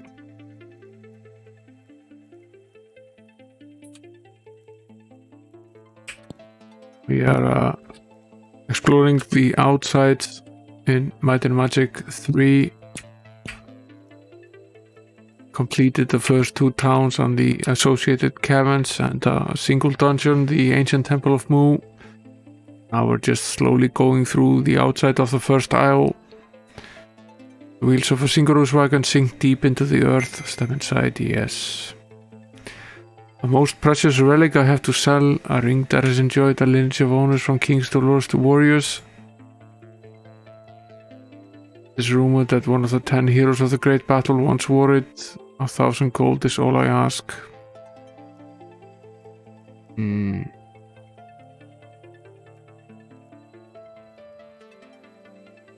have to wonder.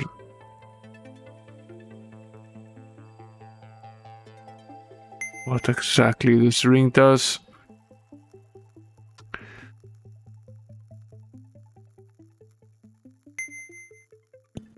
$1,000 gold isn't a huge amount of money. Be tempted to just go ahead and buy it.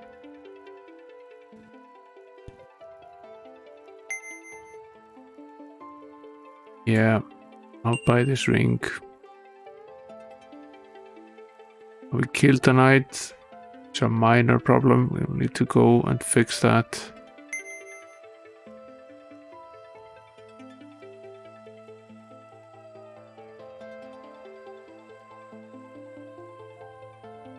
Go identify this ring.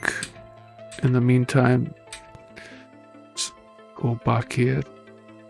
Make our way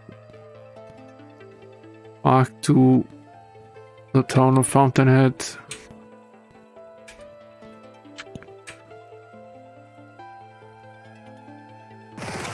Kill this screamer here. Way back. Where's one of them left? Potentially we could also stop here in the town of Baywatch. Yeah, we might as well. Shorter trip. I assume we can't rest. Yeah, we can't rest.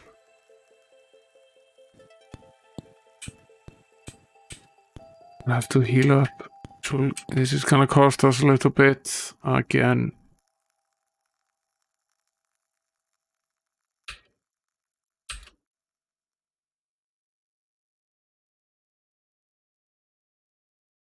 Okay. Cost us nearly 3,000 to do this. Save the game. See if the blacksmith is open. I want to identify some of this stuff we found or bought.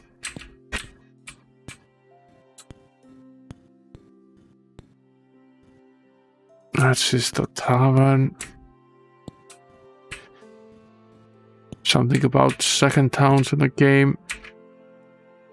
Keep getting lost in them. Let's see.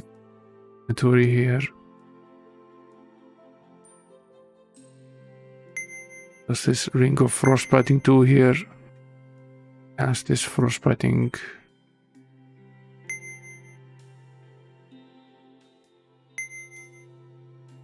Nine to 12 damage plus heat, 3 to hit modifiers for this steel short bow. Does this pendant do?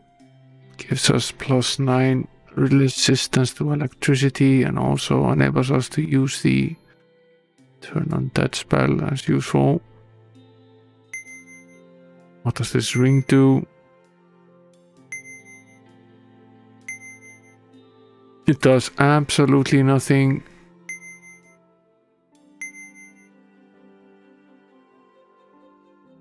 What does this cape do? Plus 2 armor class, okay. So this ring was potentially not worth it at all.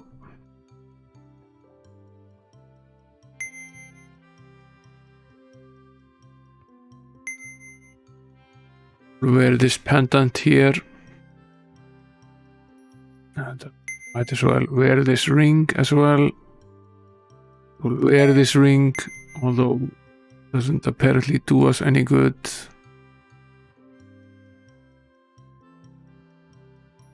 We'll trade this cape.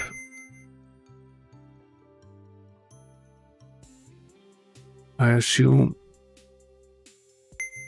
that we can wear it here. What is the difference? He's on 9 at this point.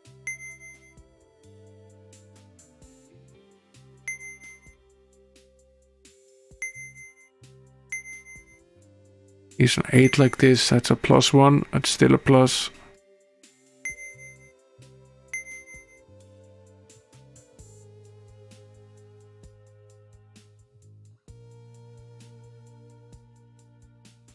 I suppose you can only wear, no, you can also wear this, so that will increase the archer a little bit as well. So that's good, it gives us a +2 there. Certainly better than nothing. Let's save. Head out again.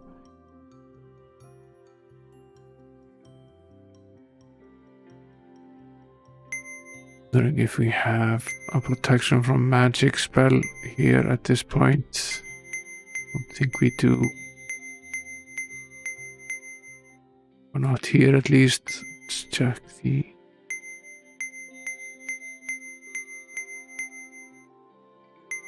No, just a protection from element spell. We don't have the protection from magic spell yet. Would actually be very useful for these screamers. Get it at some point.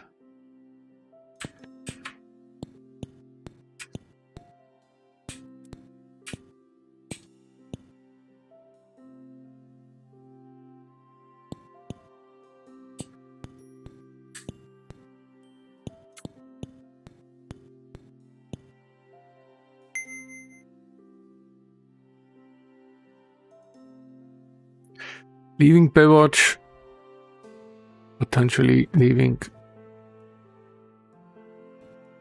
Pamela and David behind. Let's see.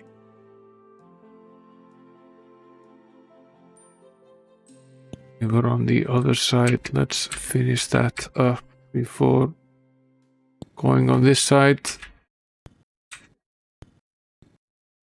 Try to do this systematically if we can.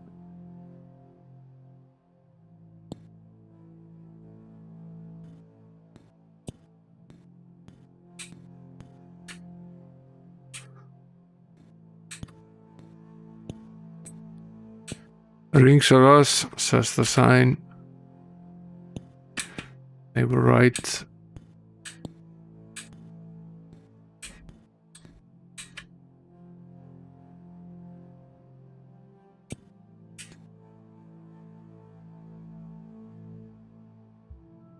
The wheels of a single-use wagon sink deep into the earth. Step inside, yes. Surrender to me 10 of your magical gemstones to receive my remedy for insanity. My cure will set your mind back to its proper cause. No. Don't need it right now, but it's useful to know it's there. So jot this down. The location, it's useful to know where it is. It's 5-1.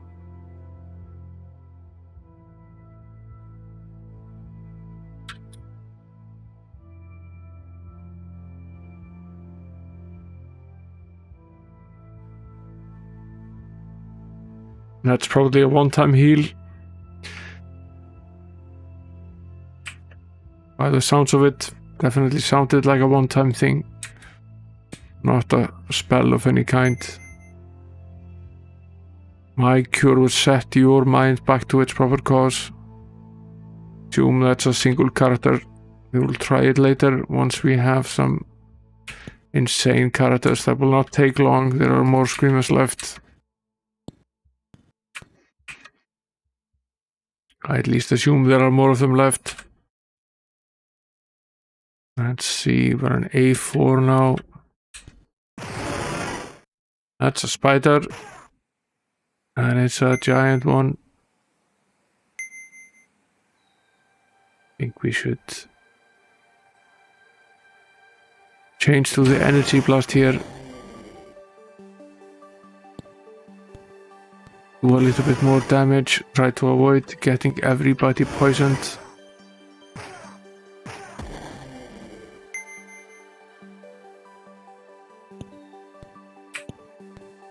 Which will of course eventually happen anyway.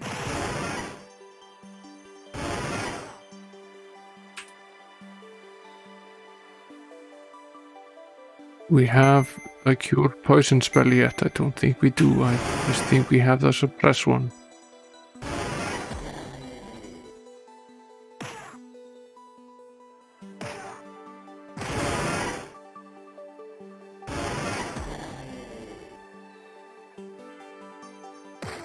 We can certainly shoot them from range. Try to cause as much damage as we can. Plenty of them here.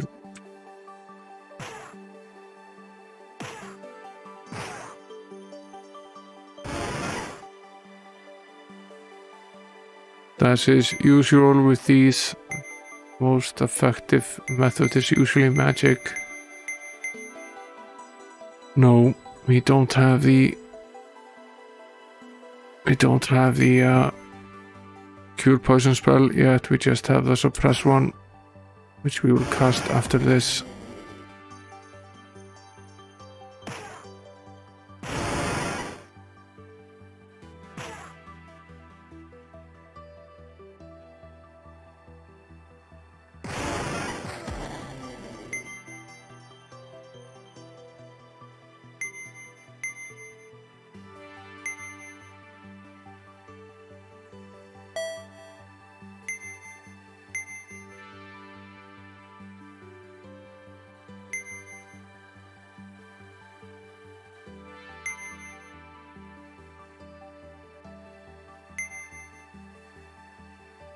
Was a little bit spiders.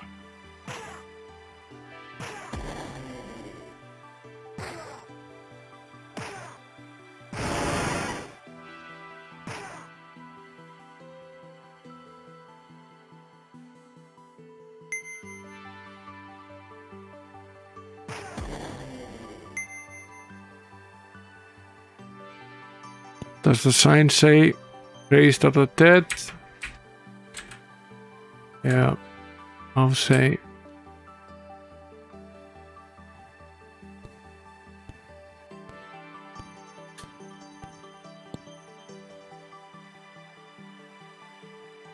Okay, we've pretty much mapped this. Question how long we can continue here without resting up. Actually not forever. Quite a few of these spiders here. They do quite a bit of damage every turn.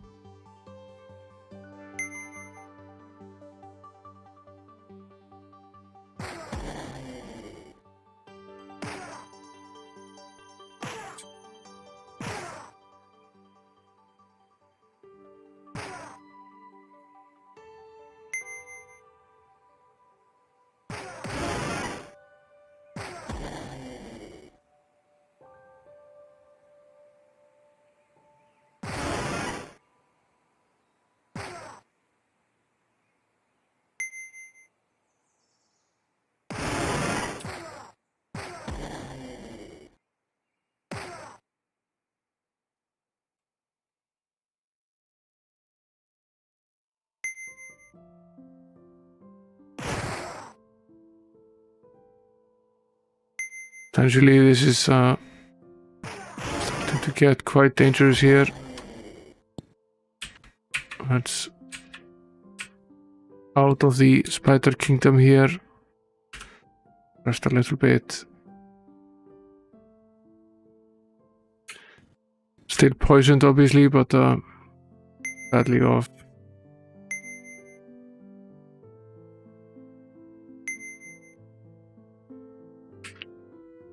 Cast a suppress spell again.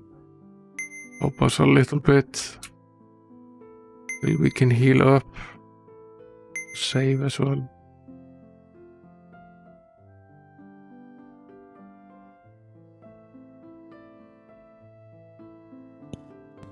Continue fighting the spiders. Now we can't shoot from the water, which is a little bit limiting, must be said.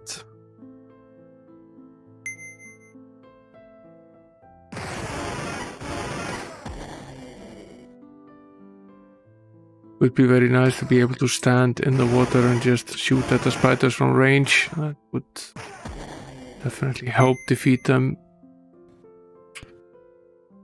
This weather-beaten hut on the forest edge seems to be abandoned. Look inside. Suffocating mass of webs stretch all throughout the hut. Thousands of tiny little black dots scurry away in response to your intrusion. Destroy the spider's nest, yes. The ghoulish sight of webs mixed with blood and spider parts is gruesome enough to turn a barbarian's stomach. Gain 25,000 experience and 50 gems. Well, that's potentially useful. Also, it's useful to make sure that the spiders stop hatching. Killed archer now. Eventually we should restore.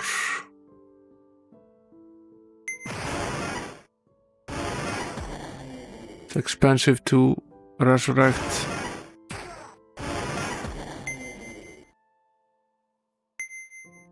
Yeah, let's restore. Let's finish off this spider's hut and then just go back and heal. I think that's a good idea.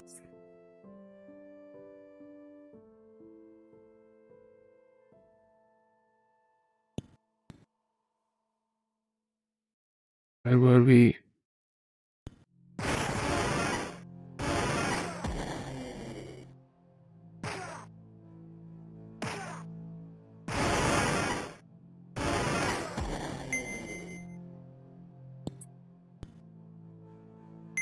Yeah, let's burn this place to the ground.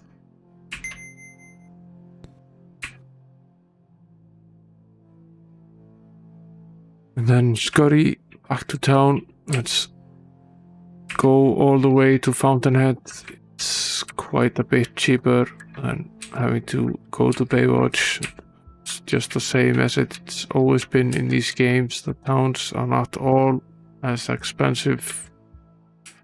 The first town is always cheaper than the second one, and so on.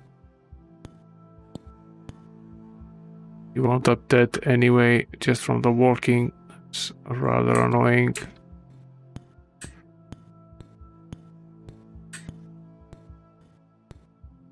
Guess that means we'll have to resurrect him anyway. Got away. Fountainhead.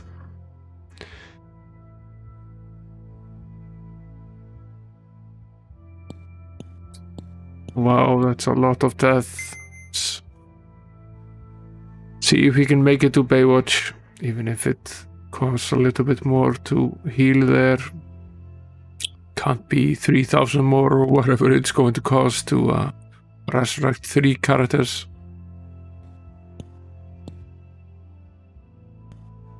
Taken quite a bit of damage.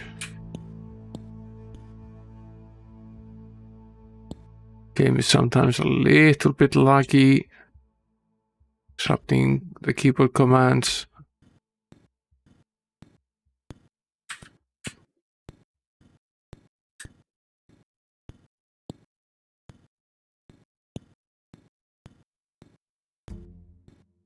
This is in any case a much shorter walk. Baywatch is just here.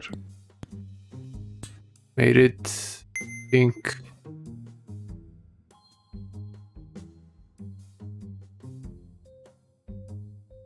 Oh, we almost made it. One dead. Not 3 in any case. Temple Mandrake. Yes. Relatively cheap to just heal the poisoned ones. Not so cheap to heal this one.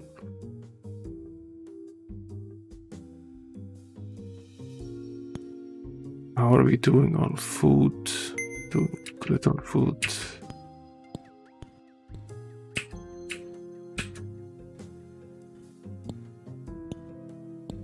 So, see about training. We've gained 40,000 experience here now. We'll be able to train up a little bit. Yeah.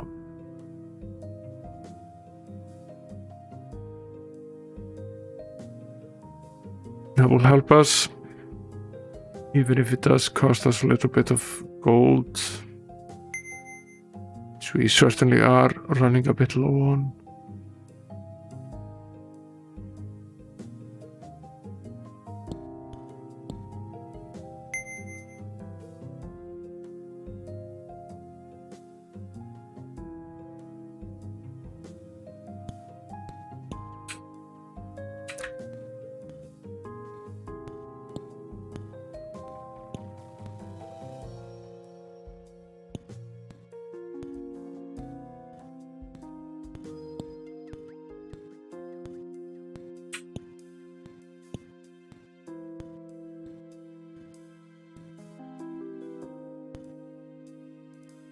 Back in business. Oh, damn spiders are here again.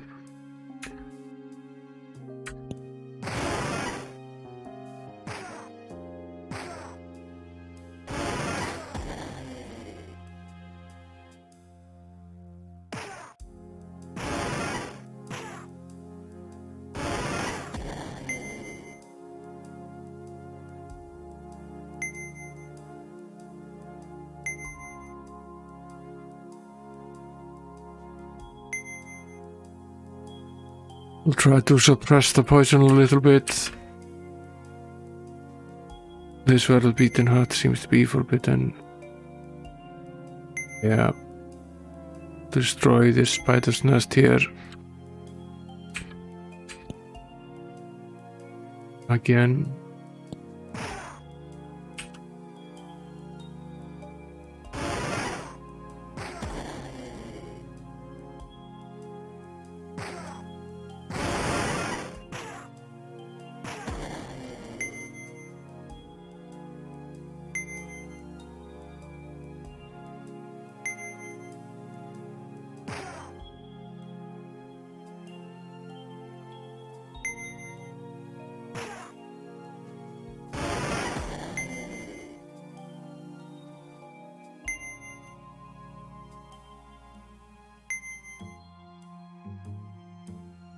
Okay. I won't cross over to the other part of this isle just yet. Let's try to finish off this part first. Stop by town when we go back.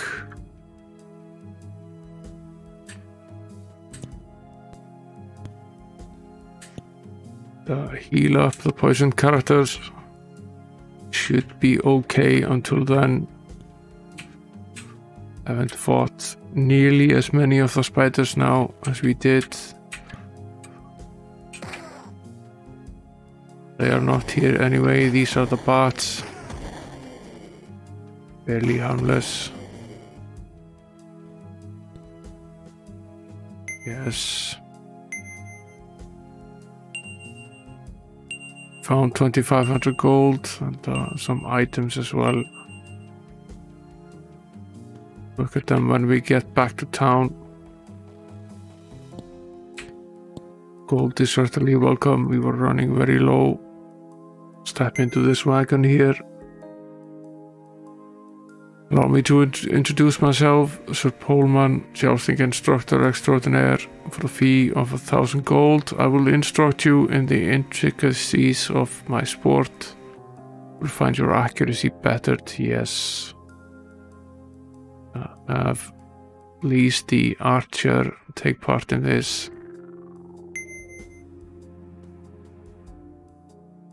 Gets 24, it's decently good. The paladin as well, waste the gold that we just found. Raise up the paladin, he's quite low by nature. So single point, it's still worth something.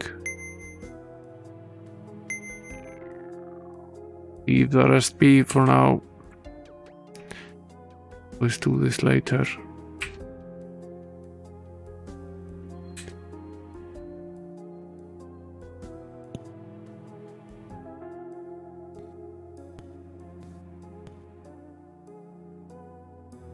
Jot down this location though, it's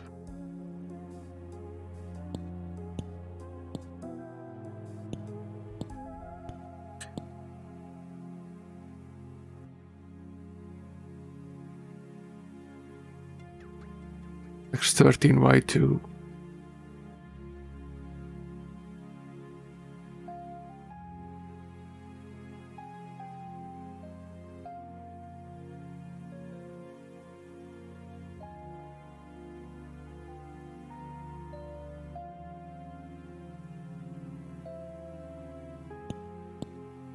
That we did not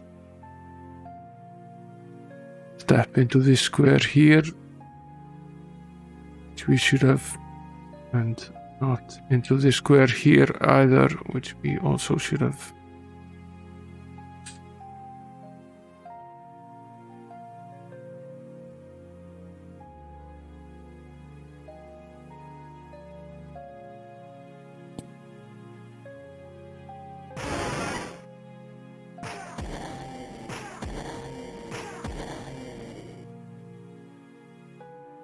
Step into this wagon here. Hundreds of infant bats tremble and squeak as you enter the wagon. From the depth of the guano littering the floor. The wagon has been used as a breeding ground for some time. Destroy it, yes.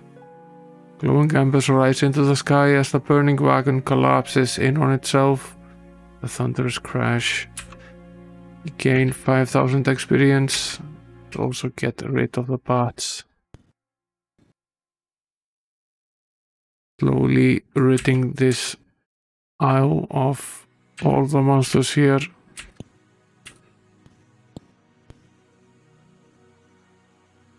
Doing an okay job of doing so as well. More bats. These are easy enough to kill. Inside this wagon, you need of a remedy for venomous brew. I have a secret combination of roots and berries. I will remove poison from your body. 100 gold, I will heal you. Yes. Okay, so she heals everybody. That's very useful. For 5. Healing everybody for 100 gold is fairly cheap.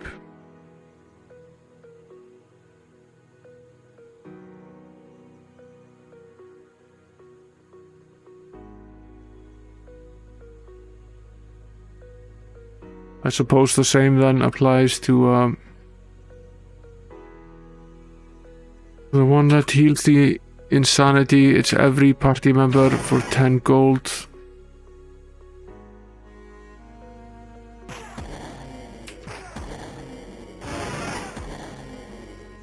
He deceased. No, he's poisoned. Okay. Potentially go back there later. It's good to have found this place. Very good, in fact.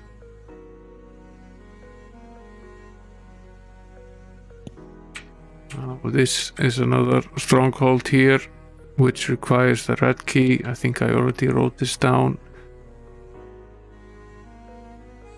X0Y6.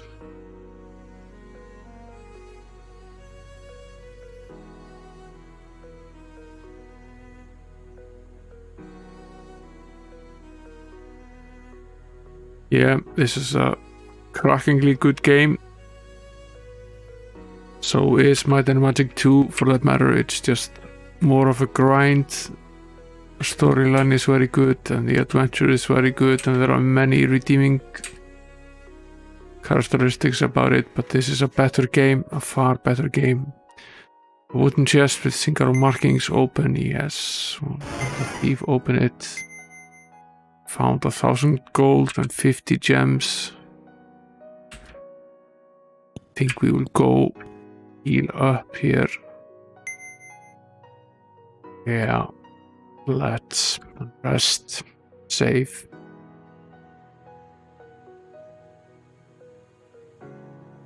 Yeah, that's potentially a point of view.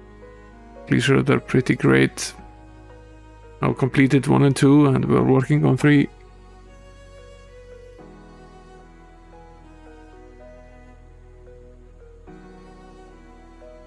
I don't know if I will ever do 1 on stream.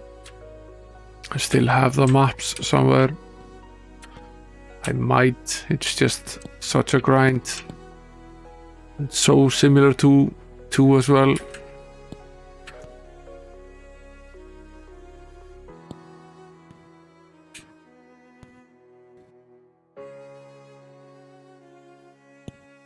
Yeah.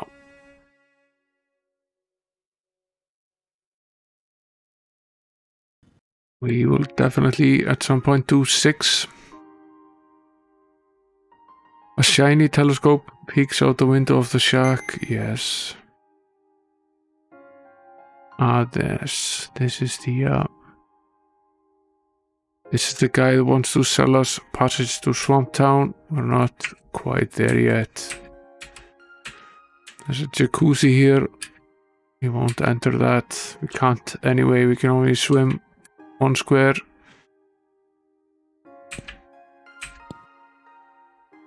Hot.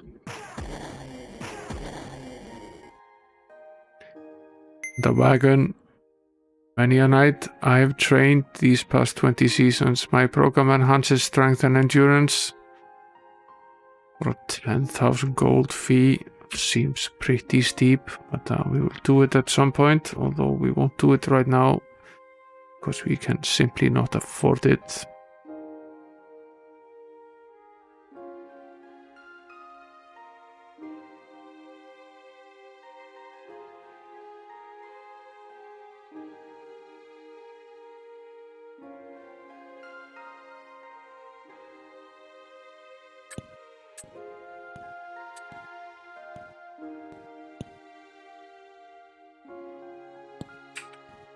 There's a chest here. Open it. 1,000 gold and 100 gems. Nice of the game to have these hidden treasures just waiting for us on the outside.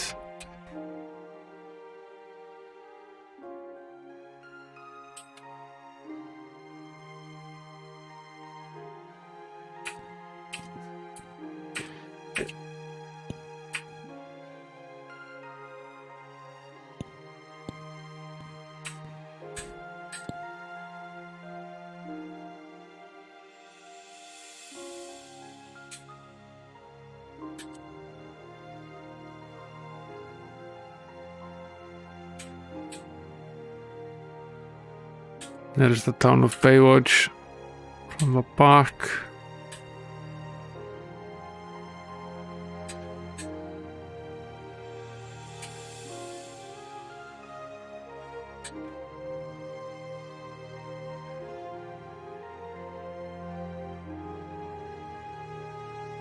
This little river passage here, we will finish that off right now. The map is slowly being completed here. Little isle over here. Another one over there. Don't think we've met these before. They're new.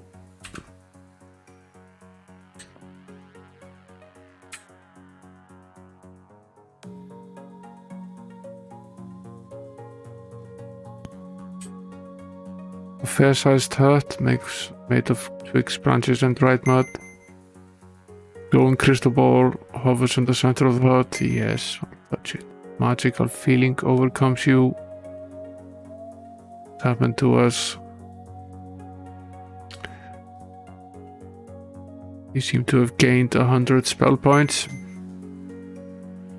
All of us. That's A2, 14, 14.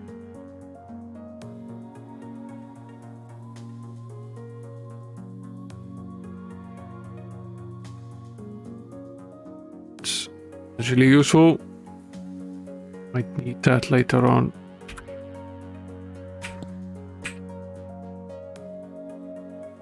Sprites. I was wondering when we would see some of these. What did they do? Were cursed? Of course, were cursed.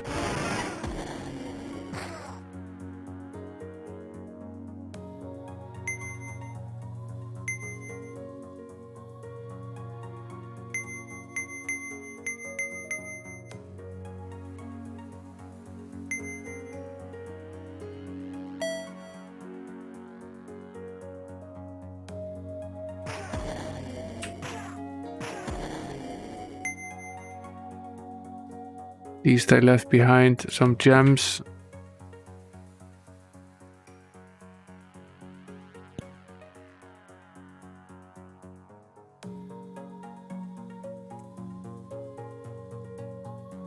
Sort of wondering how far we go into B2 here. Do we finish this little isle here? Suppose this is still part of the first isle.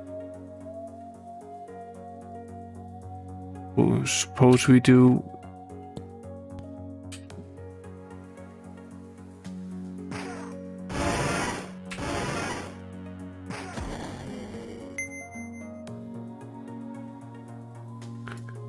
I suppose we do.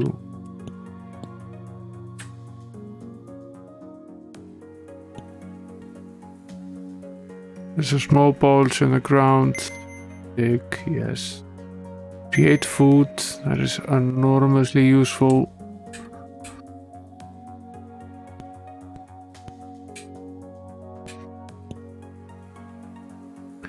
For those times where you suddenly find yourself out of food in the middle of a dungeon and you can't rest, that's an invaluable spell. Don't use it often, but when you do, it's very useful. It's a wild fungus. I would suggest we eat it.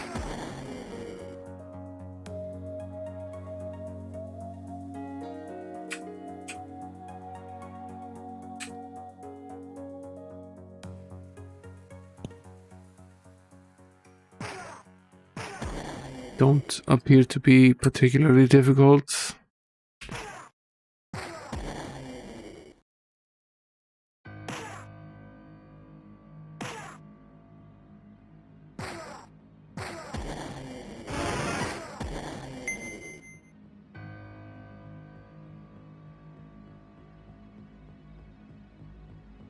Hey there, DJ Psycho. Pork roast sounds pretty good.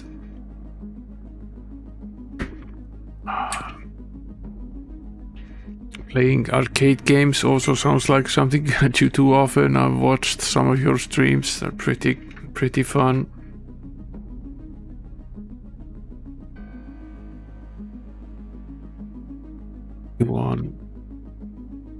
Where are we here? This is a new location for us. 3Y1.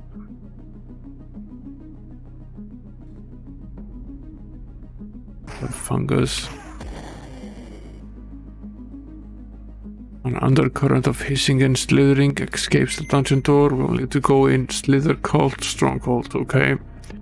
Seen this place mentioned before. Not go in here right now, but this is currently the only place we can enter without a key. So this is next on the agenda. How do we get out of here? Yes.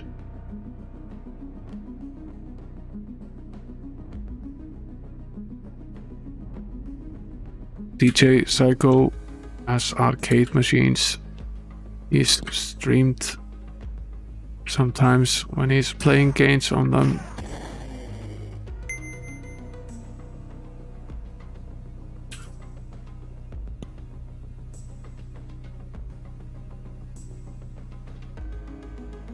Now this stonehead says drop 500 gems in my mouth and you will be rewarded tenfold. I trust this game. Absolutely almost near zero, so let's save before attempting this. The game says you will be rewarded tenfold. It might mean something very different and our understanding of it.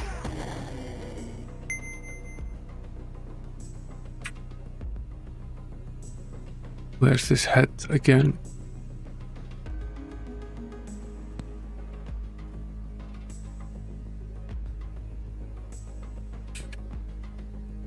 Yeah.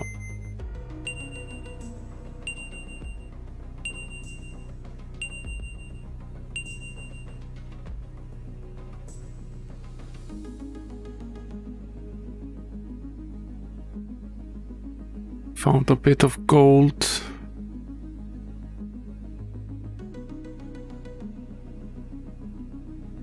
And some items as well. Let's take a quick peek.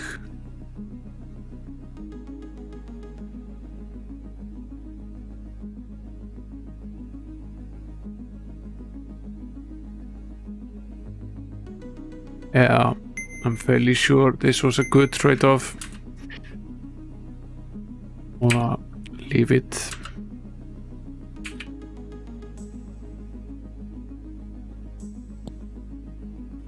How oddly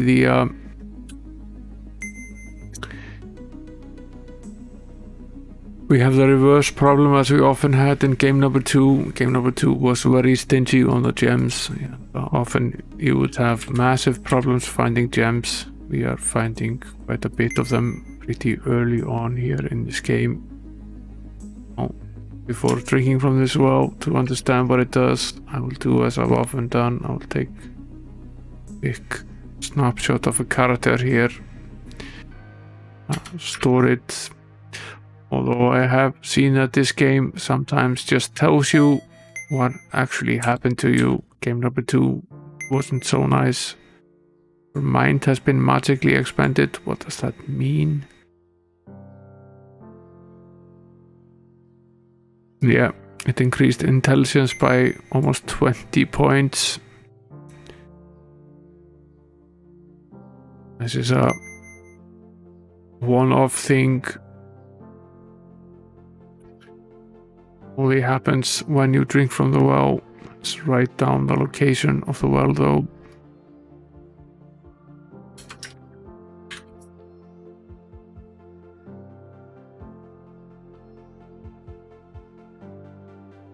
It's a similar well very close by that does the same for personality. From the other side here, not covered by the stones. The water for that matter.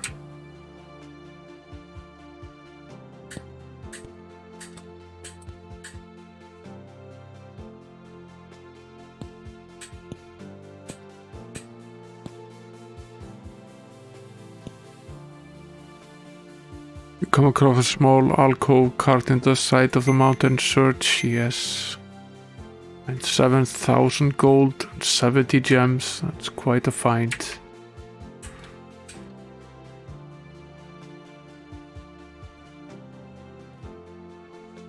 A leak in the fountain feeds a colony of growing wild fungus spores. Destroy the spores, yes. The spores explode into a cloud of dust as you kick them with all your might. Rid of the wild fungus respawning. Let's kill this one. Pretty sure the sprites are on the other side.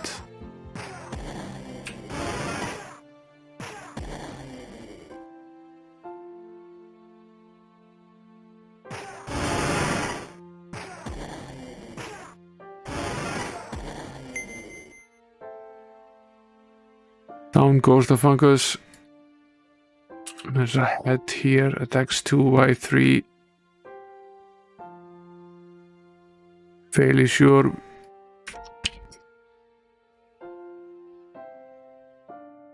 Now we need to do something to bring it back to life. We probably can't do that right now, but this is potentially a riddle of some sort. Nothing is ever as it appears in this game. It's a general rule. Another well here. Your skin has been magically toughened.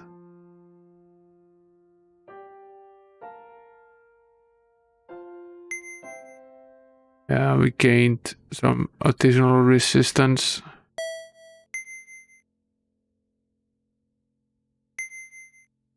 Pretty much anything seem to have gained 7. Pretty much in everything, although not for every character.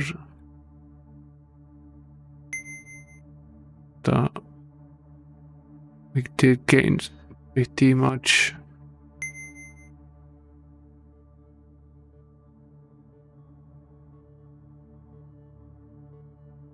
Just weird.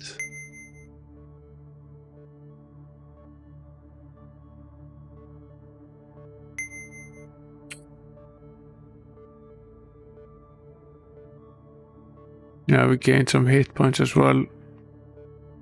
Okay.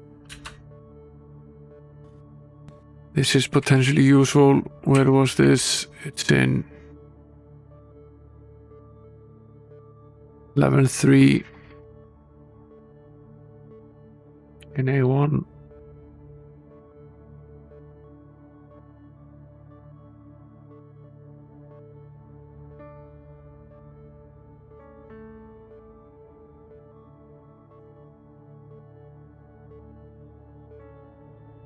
Jot that down.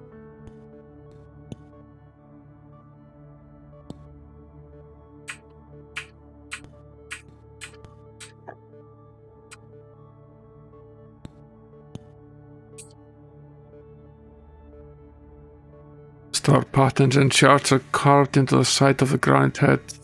5,000 gold pieces into my mouth, and I will teach you the ways of astrology. Not right now. Seems quite excessive to waste 5,000 gold on that at the moment.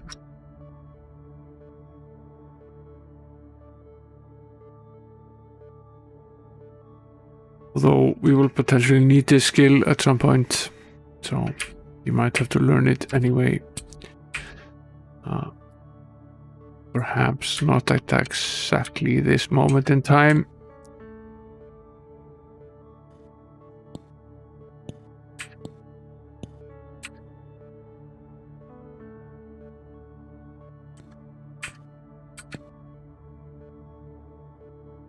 Already explored this part.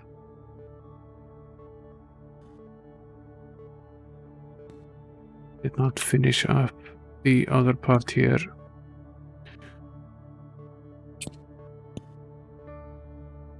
More fungus.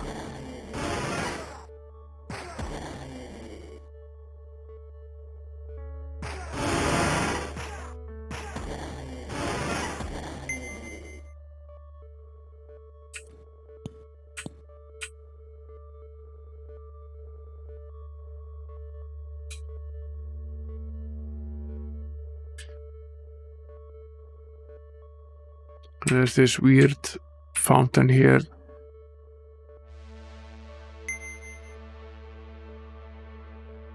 Skills as an adventurer have been magically enhanced. Wow.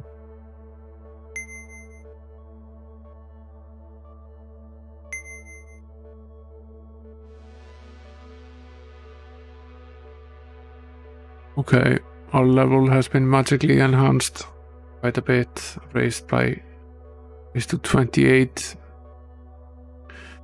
It's also potentially useful. I'll write down this location. RVB185.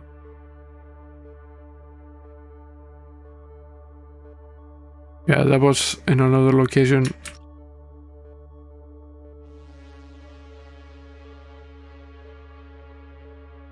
Had quite a few sips of various fountains at the moment. Were pretty enhanced at this point in time.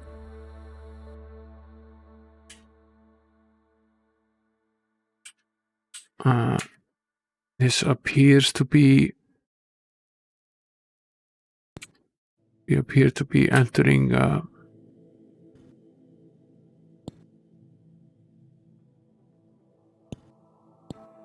Appears to be part of this island as well here. This is what is known as an Ono bug. Not particularly strong, and neither is the fungus. Drop in my mouth 100 gold to receive a blessing from the winds of cold. I assume that this is temporary.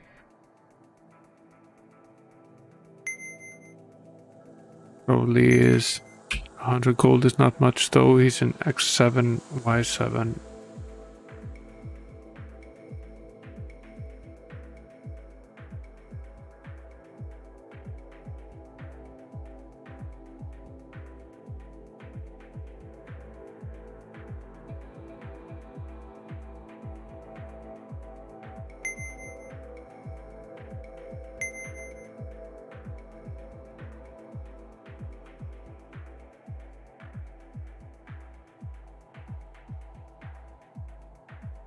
It's quite a bit of an addition, even if it's only temporary.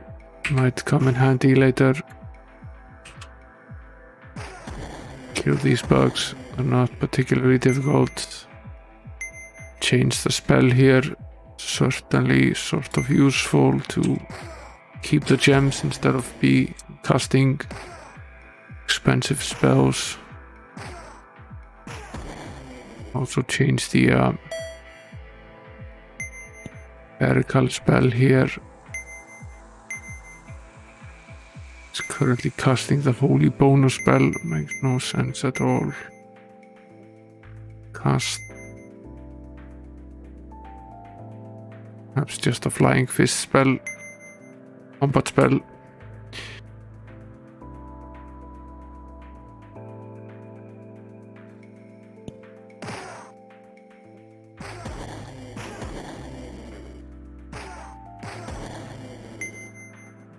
Outside area here is quite a bit larger than you would expect it to be.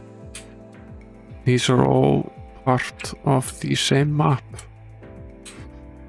Have to start this from the other side here.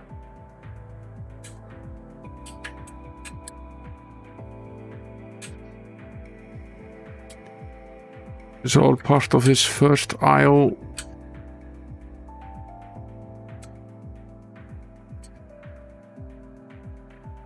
Seems to be fairly huge.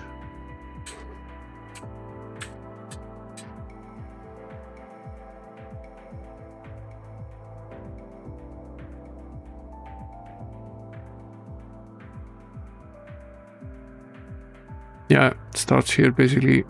Let's get going with this. Might as well finish up these sprites. They curse us anyway.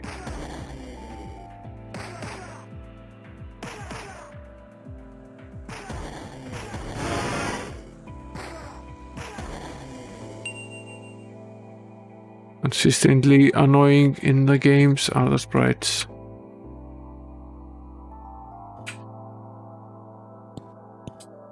Now these giants look pretty scary. The far edge here. It is worst. See how tough they are. After a steep climb, a homely shack of twigs and branches stands unthreatening before you. Enter, yes. The center of the moo cult lies in the Cathedral of Carnage, where the priests and clerics guard two ultimate power orbs. The orbs were captured from the Vampire King when he attempted to expand his reign from the swamplands. He was driven back chiefly by the undead warriors of the moo priests.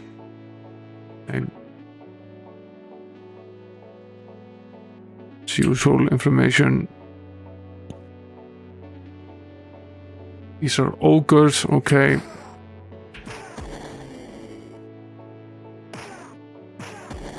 Not as tough as they look, although they cause a bit of damage.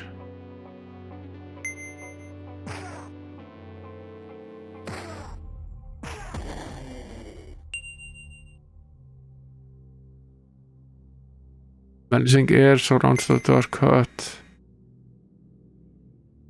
Tribal colors and tapestry stolen from castle blood rain adorn the walls of the simple hut. It appears to be used as a council meeting hall for the ogres burned down the hut. Yes.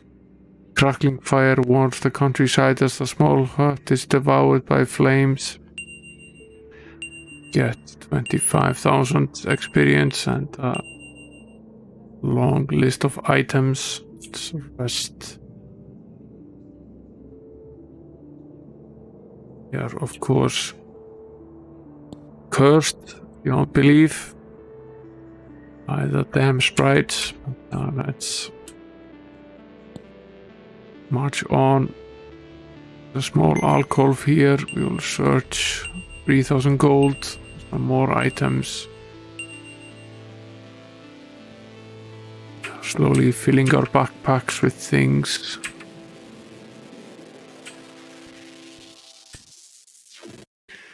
More ogres.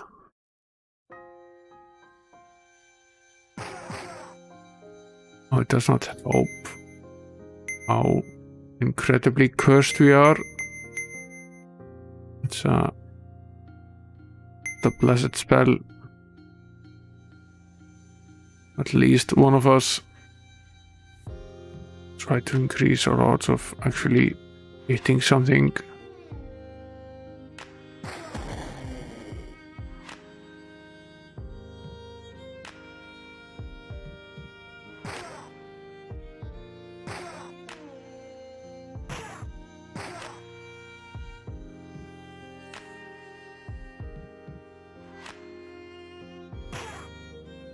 Spell works differently than it did in the first and second game. This time around you can only cast it on a single character at a time instead of casting it on the party as a whole.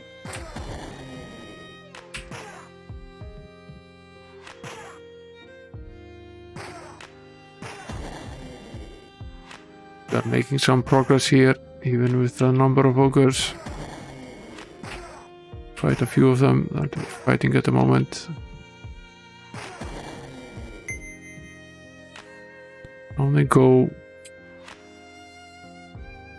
Probably a good idea to have a little snooze here, recuperate before moving on.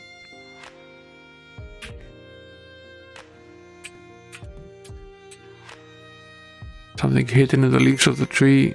Search. We found a cure poison scroll that is immensely useful to us. Don't think there's anyone poisoned at the moment, but it's still very useful.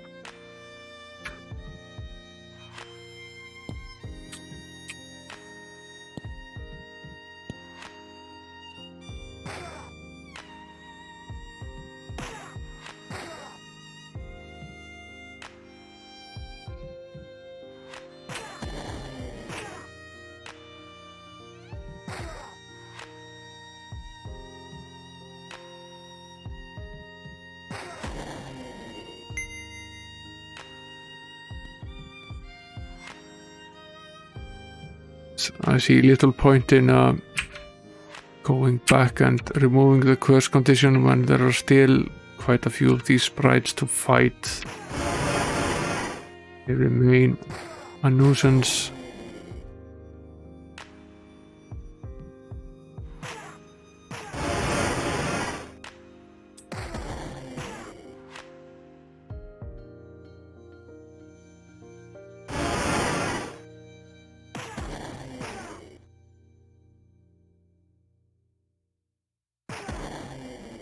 Slowly all being blessed, which somewhat helps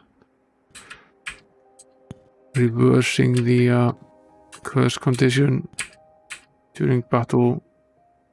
it does wear off pretty quickly.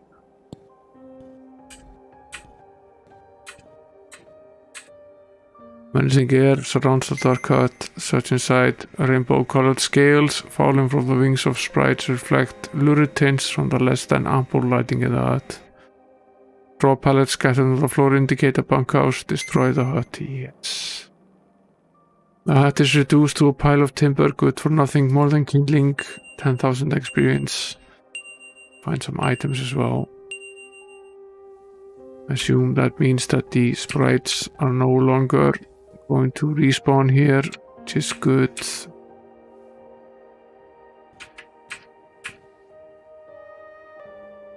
Menacing air surrounds the dark hut.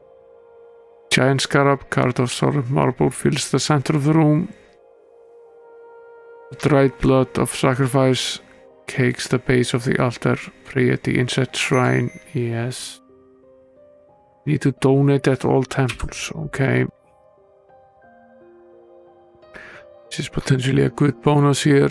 Where is this? It's X3Y11.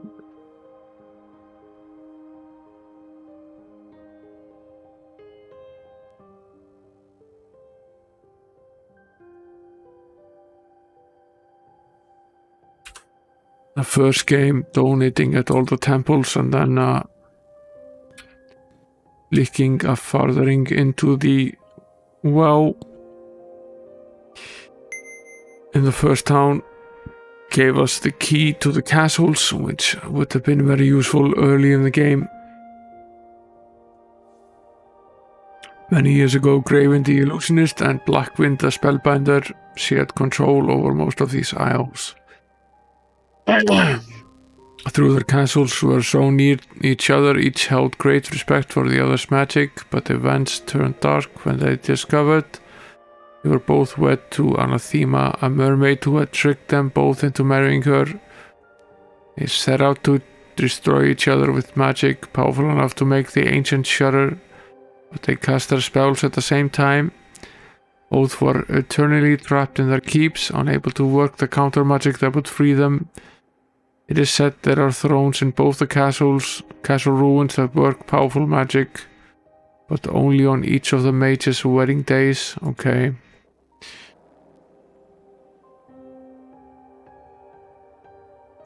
We potentially need to find when that is. B2, X12, Y11.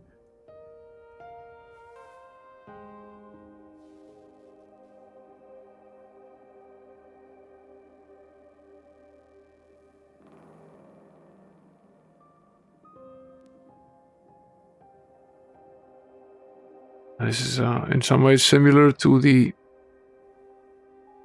ancient wizards of good and evil in the second game, or ogres.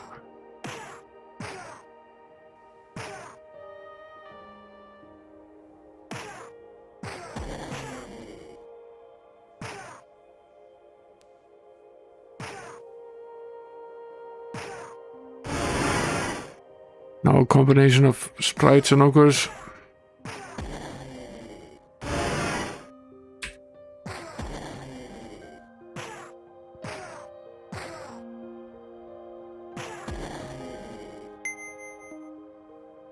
Fine.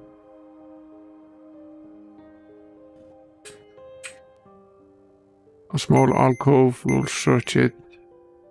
5,000 gold, 50 gems. At least gained quite a bit of gold.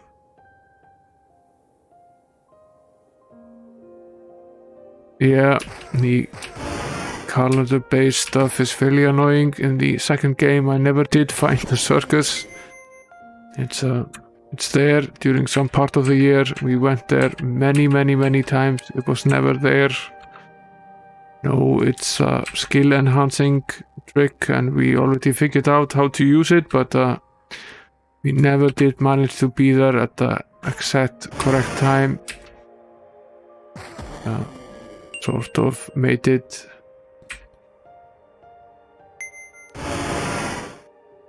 Yeah, how nice. We found something potentially lethal here in this tree. At some point we will have to go back. We've spent a lot of time out here and our backpacks are almost full with all sorts of stuff. Oh, an X10, Y13.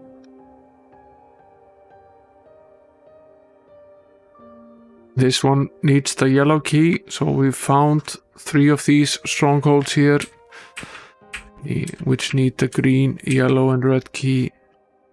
They are probably ordered in difficulty based on that, meaning that the green one is the easiest one, followed by the yellow one, and then finally the red one.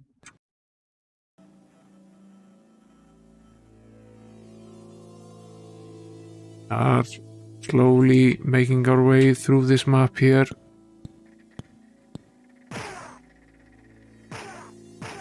At least these monsters are significantly easier.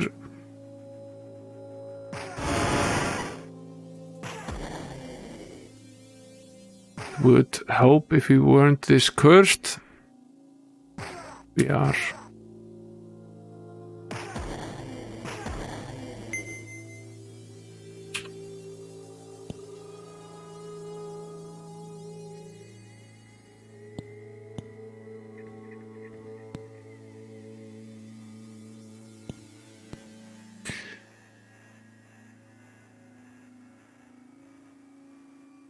Donate 100 gold to the Shrine of Pyre and receive a blessing from the burning fire.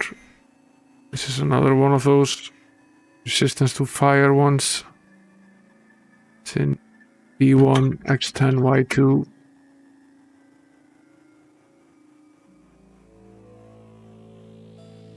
I'm going to assume that it basically does the same. Increases our resistance by 50 temporarily for 100 gold. Which can be worth it temporarily for a single battle.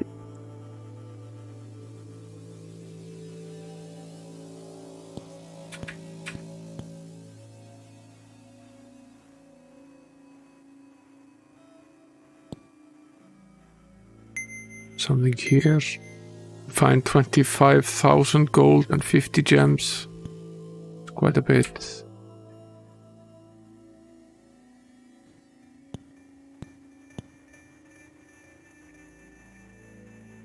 As always in this game, it pays to visit every single square of the map all the time.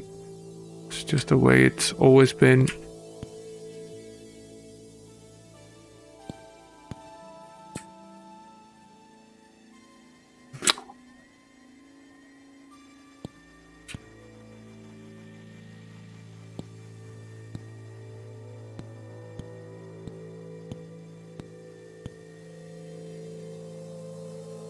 We completed this little strip here. We didn't complete this one. The fountain is covered with hives made of dried mud. Destroy the apiary. Yes. Amount of dried mud chips. That was once the home of Ono bugs. Lit as the base of the fountain. This we get 25,000 experience.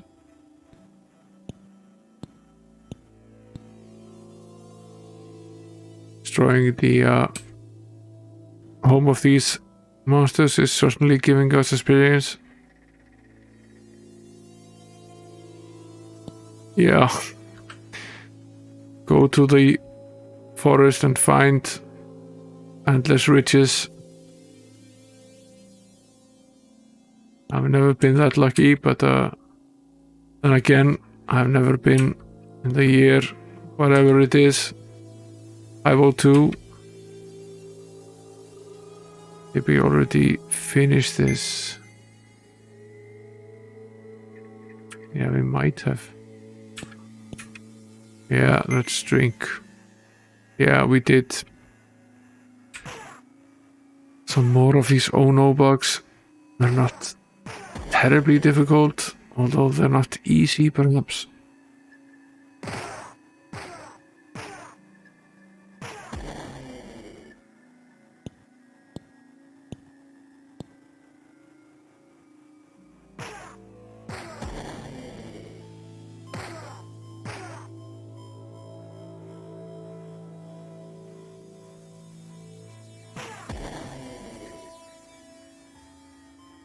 Yes. Magical quickening overcomes you.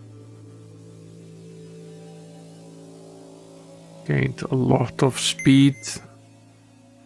Where was this? 9.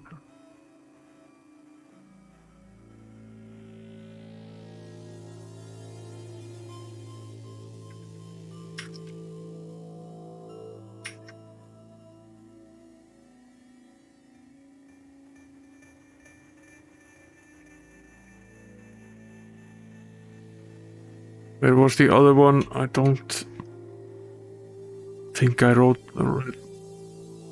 actually entered that into the notes. I'm fairly sure we did not. Plenty of these Ono bugs left here. But get them done with.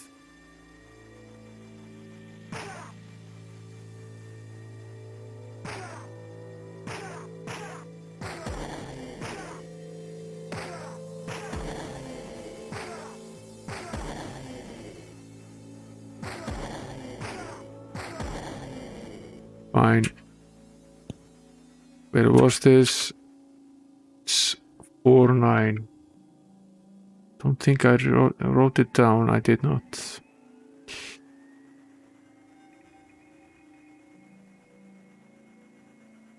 One of them increases might to 50. The other one increases speed to 50. We already found the one that increases accuracy.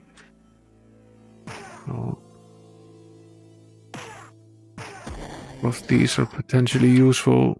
I used a combination of 2 or 3 of these to finish up some of the more difficult monsters in game number 2. You just needed, you were almost there, you just needed a little boost.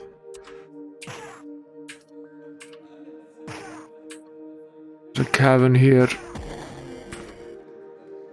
behind the bugs,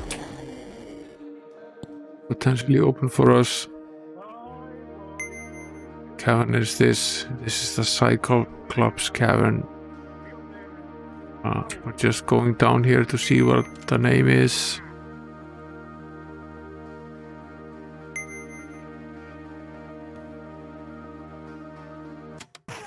Wild fungus down here.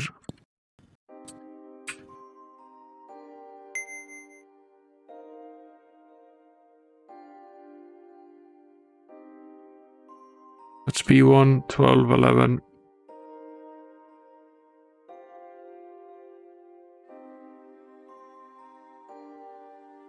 It's potentially something that we need to finish as well.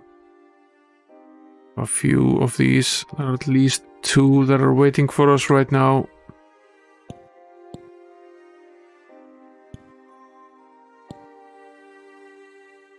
Plenty for us to do on next stream. Let's finish this up, find 5,000 gold and a few items. We will eventually run out of backpack space, but are not quite there yet. We still have 1 character to go.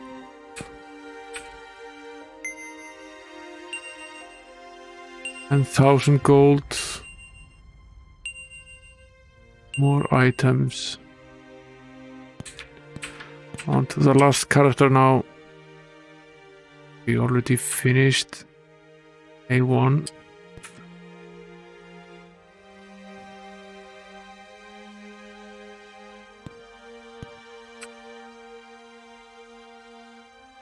Drop 2,000 gems in my mouth and I will reveal the pirate's treasure. We even have that much. Oh. This is B1 to 11.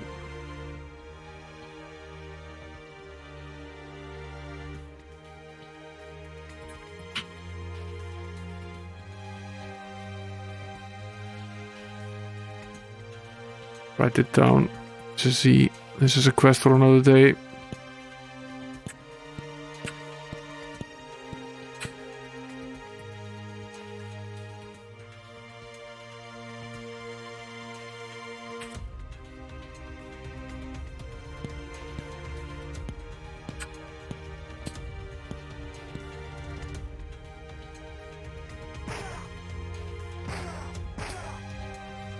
The last Ono bug.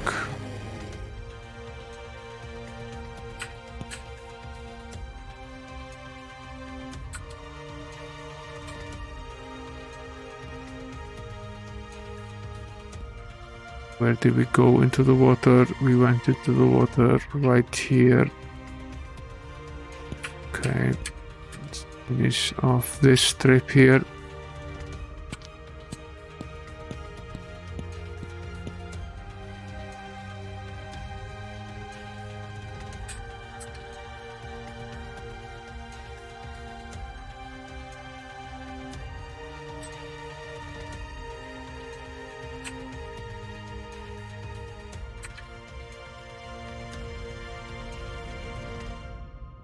Now let's see. Let's head back into Fountainhead and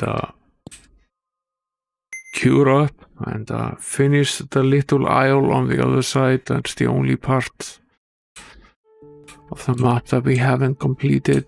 We'll have to uncurse ourselves here.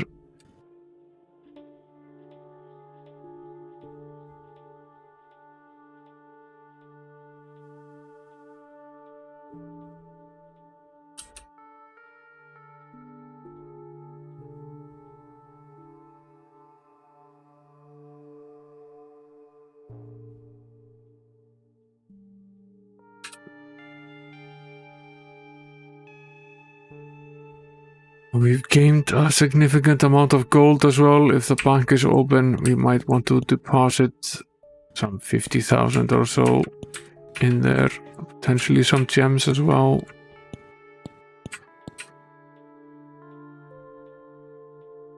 Yes. Store 50,000 here. Give them 750 gems as well. Almost 2,000 gems in the bank and about 70,000 gold. Better for it to earn interest in the bank where it's safely stored than be stolen from us somewhere on the outside. Good idea to save the game here. Leave the going through the items until the rest here. Let's get out again. Finish up at the point where all the spiders were on the other side. That's, I think, the last part of this island.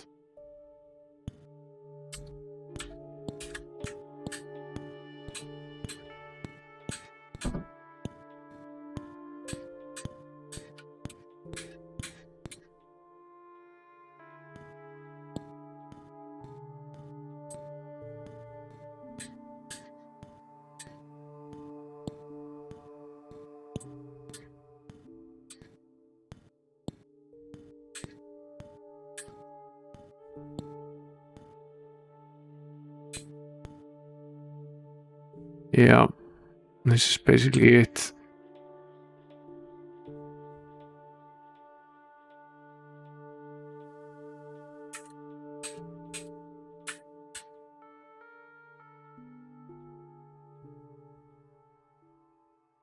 This little island here of these endless spiders. Little piece of land here as well that we haven't fully explored.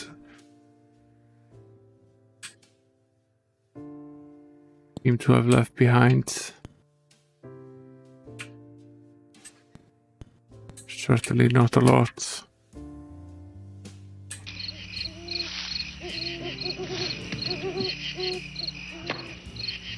E.T. video game? Thanks for the bits, Gleezer. Thanks for coming along. You sleep well, dude. We are just about to wrap this up. I will finish the aisle here on the other side with the spiders. Sort out these items. And swap them around with the characters. And then we'll call it a stream. Thanks for coming, as usual. Thanks again for the 200 bits.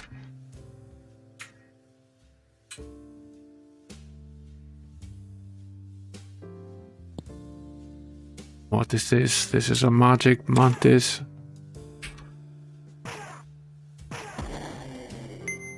Down he goes. What does the sign say?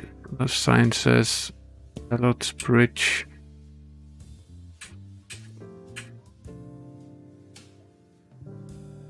This is quite a bit of area here that we haven't explored. Much larger than it appears to be at first.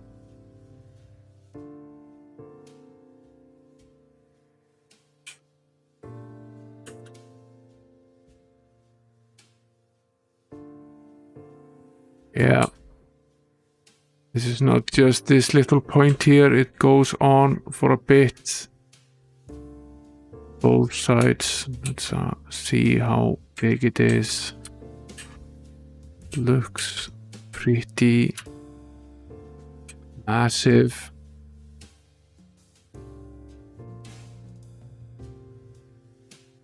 Quite a bit on this side as well. Yeah.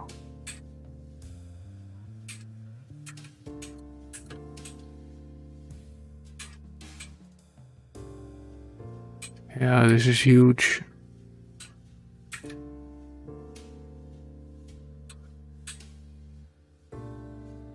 Filled with fun and games.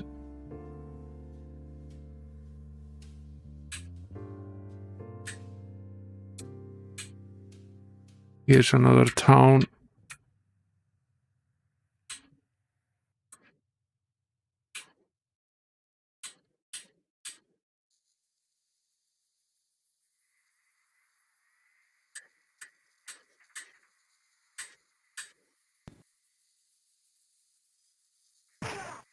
Was by accident. I didn't actually mean to step off.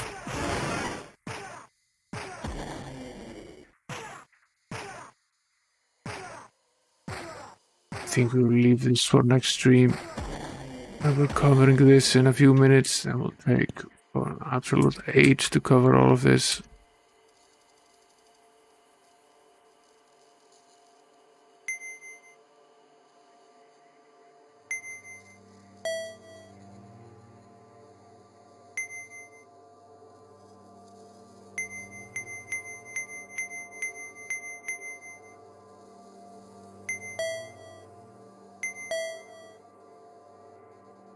Not enough spell points. Okay, fine.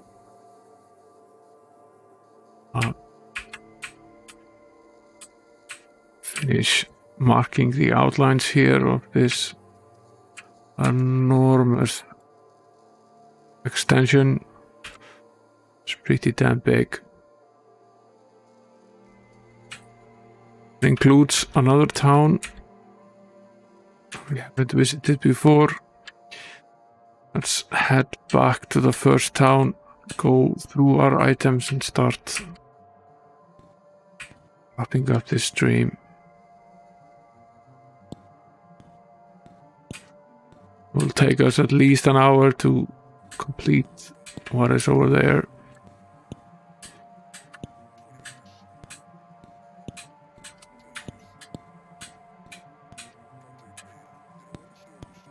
I would really much like to find the town portal spell in this game.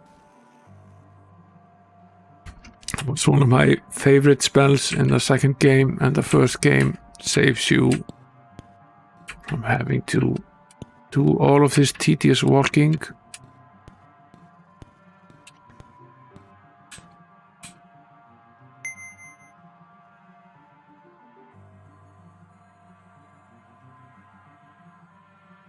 Let's see.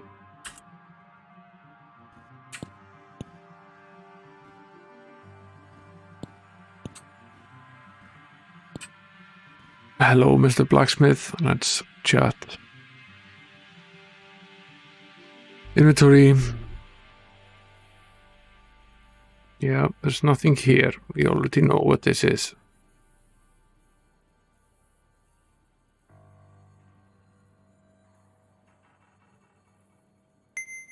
Where's this steel cloak? The 5 bonus for wearing that. Okay. Let's give that to the sorcerer.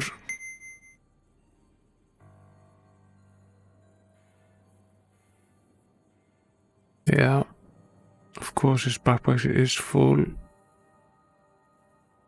Let's give it to the sorcerer anyway.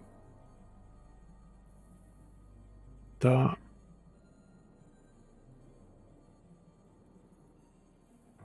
remove this iron cape and equip this steel cloak instead.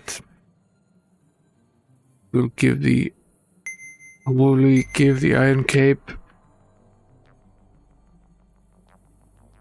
Potentially William Tell.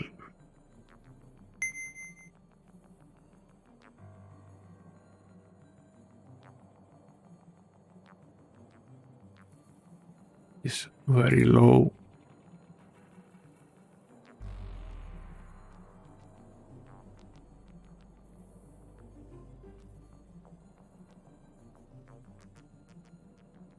Currently wearing the leather cloak, which we will remove. Replace here with the iron cape. Who do we give the leather instead? Actually, the cleric.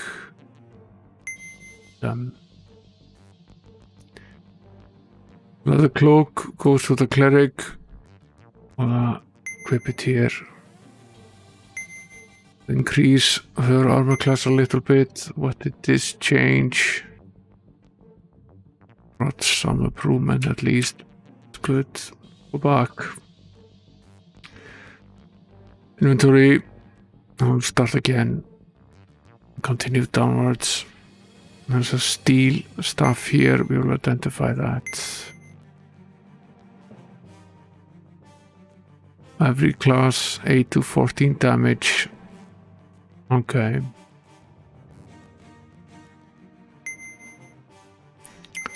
Saber.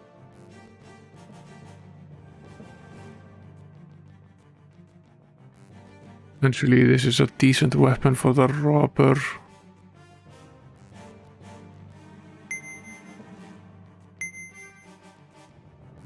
It's a very good piece of armor.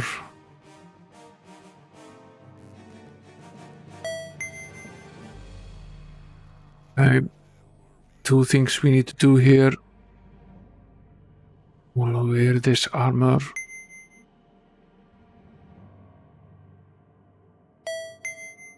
Currently at 20. So if we remove this brass plate mail and equip this coral plate armor, we get to 25. That's a significant boost. Give this saber to the robber.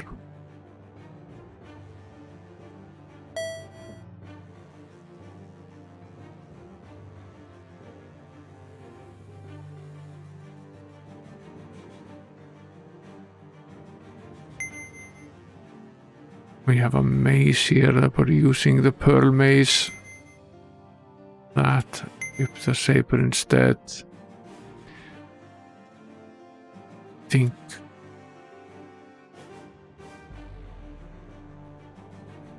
I gave her the silver mace, but she can wear the pearl mace instead.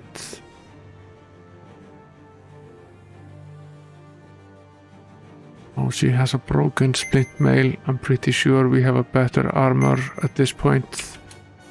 Let's go back. Inventory.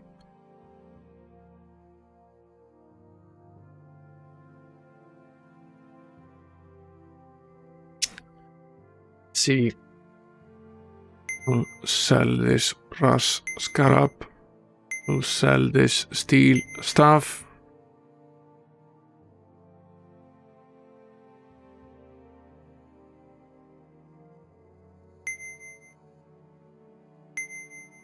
This is just a walk on water spell.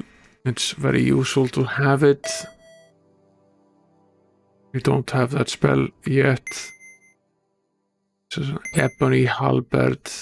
Does 7 to 22 damage. It is a two-handed weapon. Potentially very useful for the archer, however. Because he can't wear a sword anyway.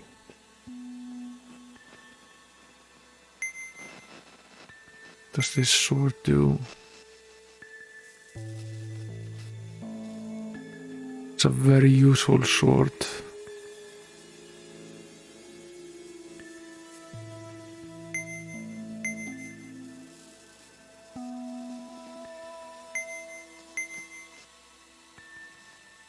This is Nature's Cure, 2 of them. What does this pearl ring do? 2 armor class bonus. Silver boots, 3 armor class bonus. Let's see if we can have the archer wear any of this. He's desperately in need of a higher armor class. Let's see. What weapon is he currently using? Wearing the accurate mace of ropes.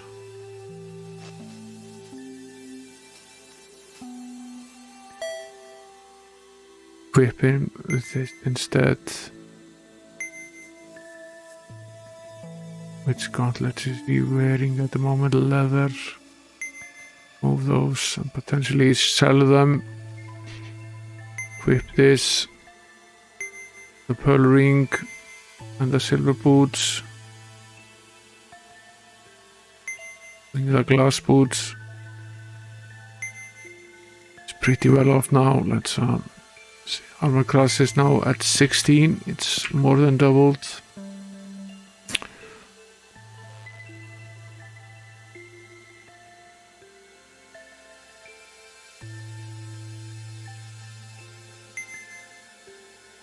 These gauntlets and the glass boots.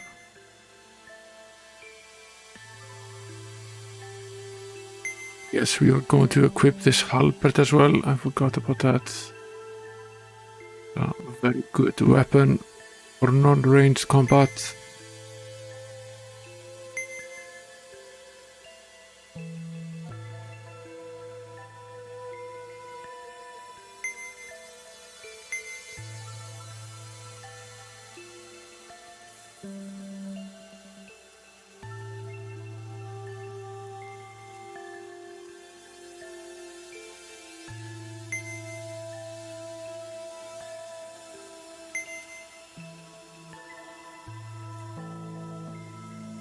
Okay, I think we're pretty good now. Let's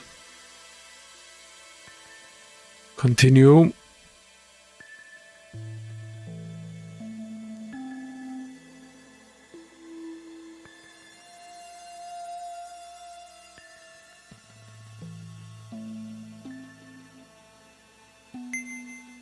Sell this sword, sell this bow here. Sell this leather armor. What do these amber ropes do? Give us quite a boost in armor class. Let's see where the characters are.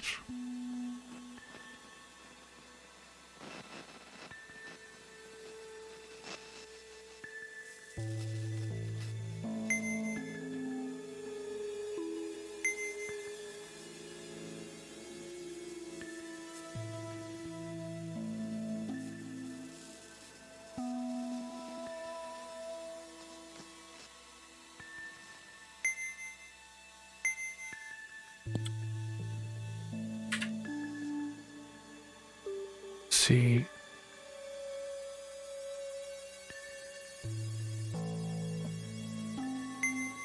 Fix this padded armor here.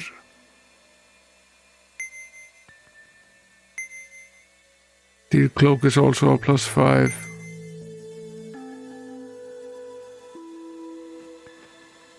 Where is he now that we fix this armor? He's at 10. That's decent. Not great, but it's decent. See where she is. She's using a leather cloak. That's obviously not good. Let's have her wear these amber robes instead. Gives her 11. It's decent. And just simply sell some of this crap here. Fix this splint mail. Could help her situation quite a bit.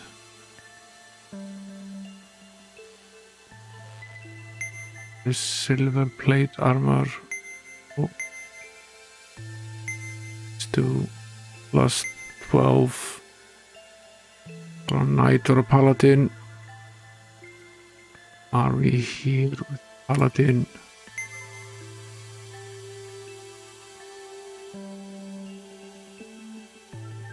He's wearing the coral plate armor.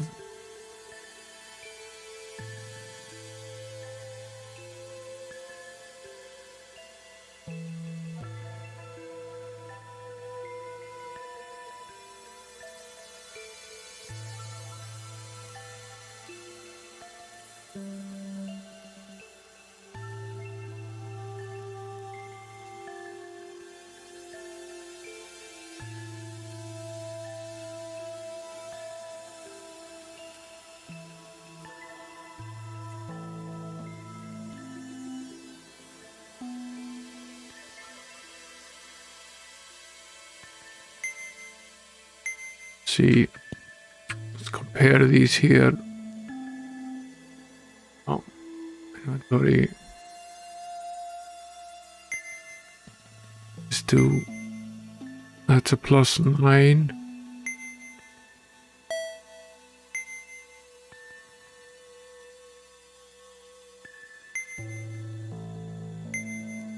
This is a plus 11.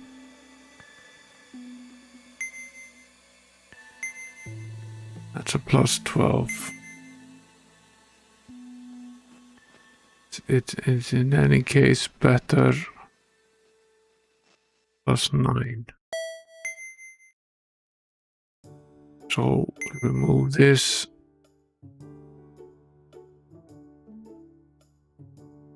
Trade here. Equip this instead, bringing him to 30. Which is decently good.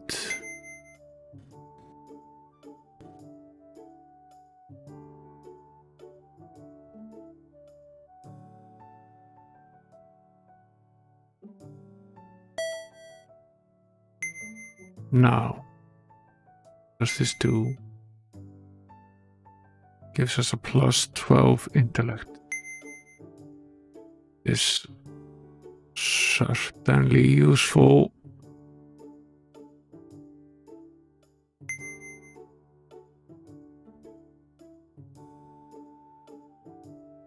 Remove this dagger. Whip this one instead. Give us a huge intellect boost.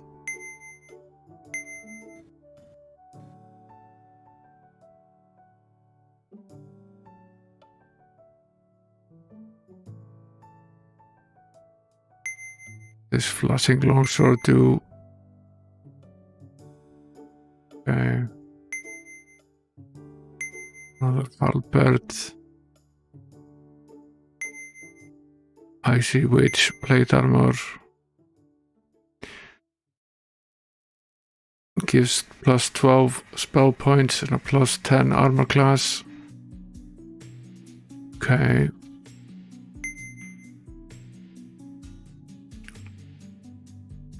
I would say this is worth it for the paladin.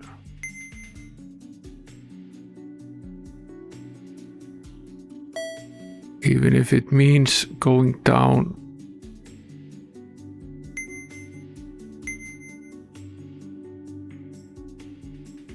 Even if it does mean going down a single armor class level, gaining 10 spell points is quite a bit for a character that only has a few at the moment. He's a fairly low level spellcaster still. So, the rest here. Mythic is closed now. We've spent so long doing this. Rest up. Need to rest anyway. Cast a cure poison spell. Heal up a little bit. Sorry.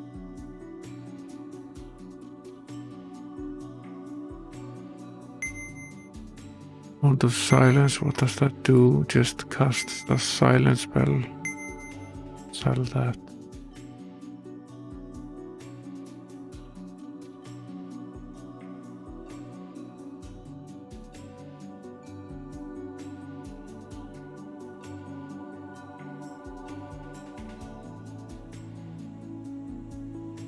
Sell this dagger here. Sell this brass splint mail. It's a +5. Sell it.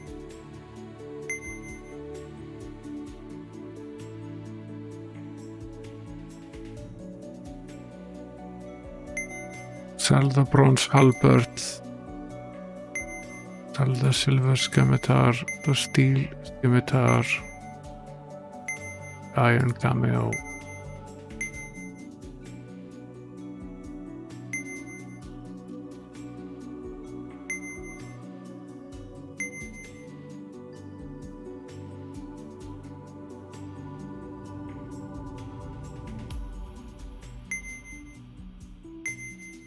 This dagger as well. We have this crystal plate mail. Gives a +9 bonus, but we have no one else in the party that can use it at the moment.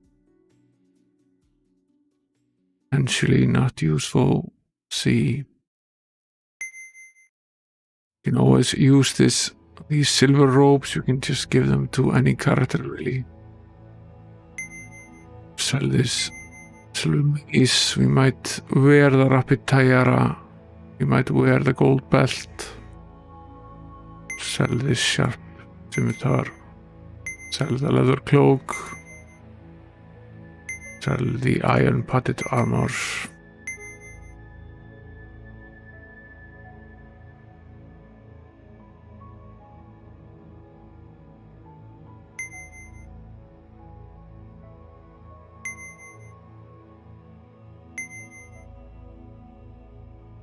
I assume this increases speed, so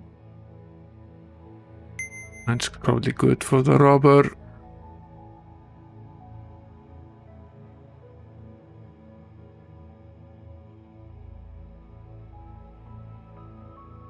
Keeping quite a few items here around in case we need them later.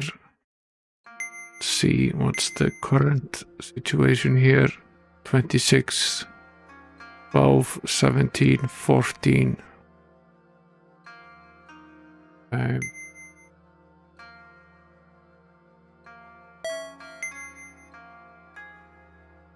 Done pretty well in increasing the armor class of the characters at least. I have climbed up quite a bit. They're wearing all of the items here.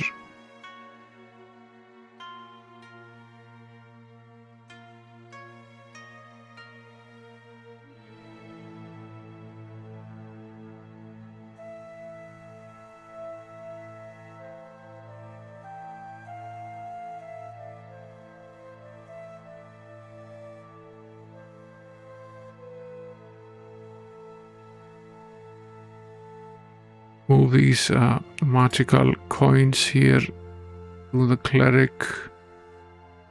I don't accidentally sell them. We have quite a few of these halberds laying around. Quite a few of these coins as well, which I have no idea what to do with.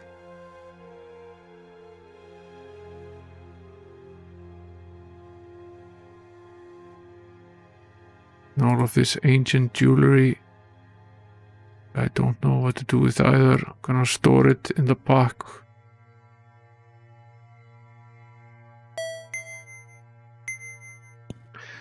Thinking of selling a little bit more off here.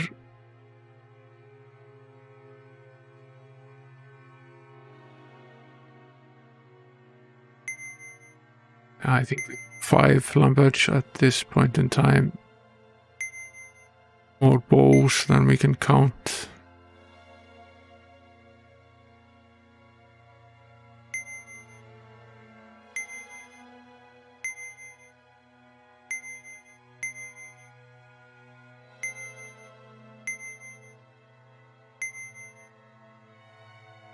keep the coral plate armor around for a little bit. We aren't going to be wearing these halberds for a while. The fact that you can't wear a shield very much limits their usability.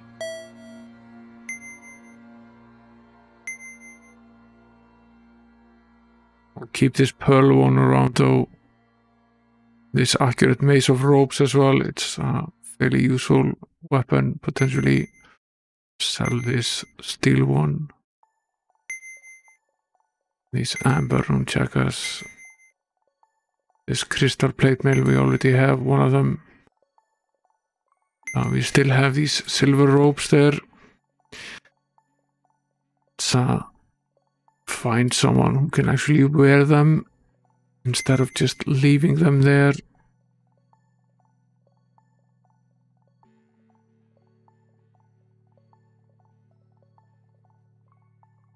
Which one gives us more?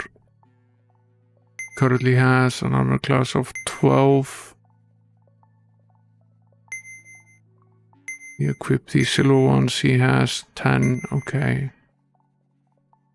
Oh, this is correct. However, there's a robber wearing potentially no ropes at all. He's now at 20, 30, 25, 14, 20, 12, 26. Per usual, the sorcerer is the most difficult to protect, followed by the archer. We've done an okay job. Both of them so far. Let's go visit the training grounds if they're still open, see if we can train up. Probably be the last thing we do. Yeah, we can.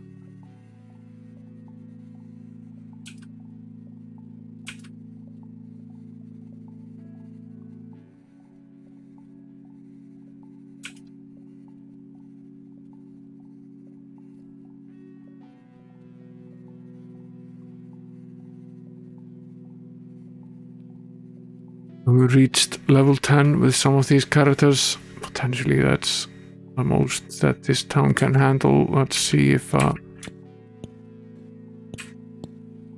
they still require more training. I doubt they do, but I'll probably save the game in second town.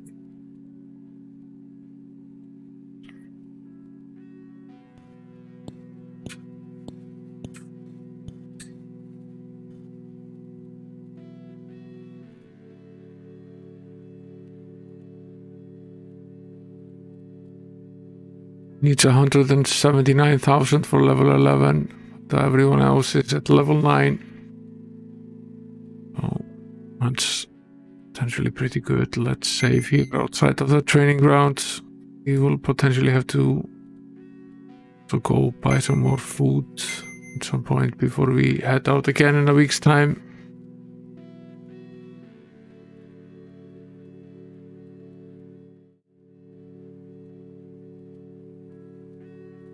Thanks for coming, guys.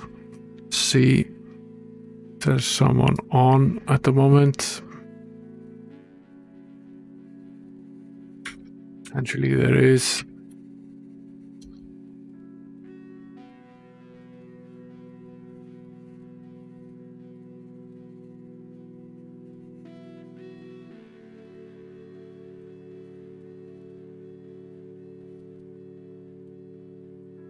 Well, there's a friend of Mr. Cola's, Locrian42. He's doing a fundraising stream for a village music school in Lake Charles, Louisiana, which was badly hit by hurricanes. I think we'll head his way for karma, if nothing else.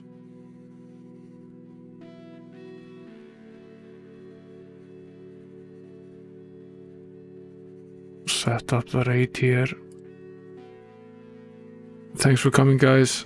Thanks for sticking around so long. And Monday is Deja Vu 2 on the Mac, Lost in Las Vegas. And of course, Might and Magic next Saturday at 10 GMT. for now, guys. Later, I'll move to the extra and then we'll raid Locrian. Thanks for sticking around. Good night. You're welcome, dude. Good night.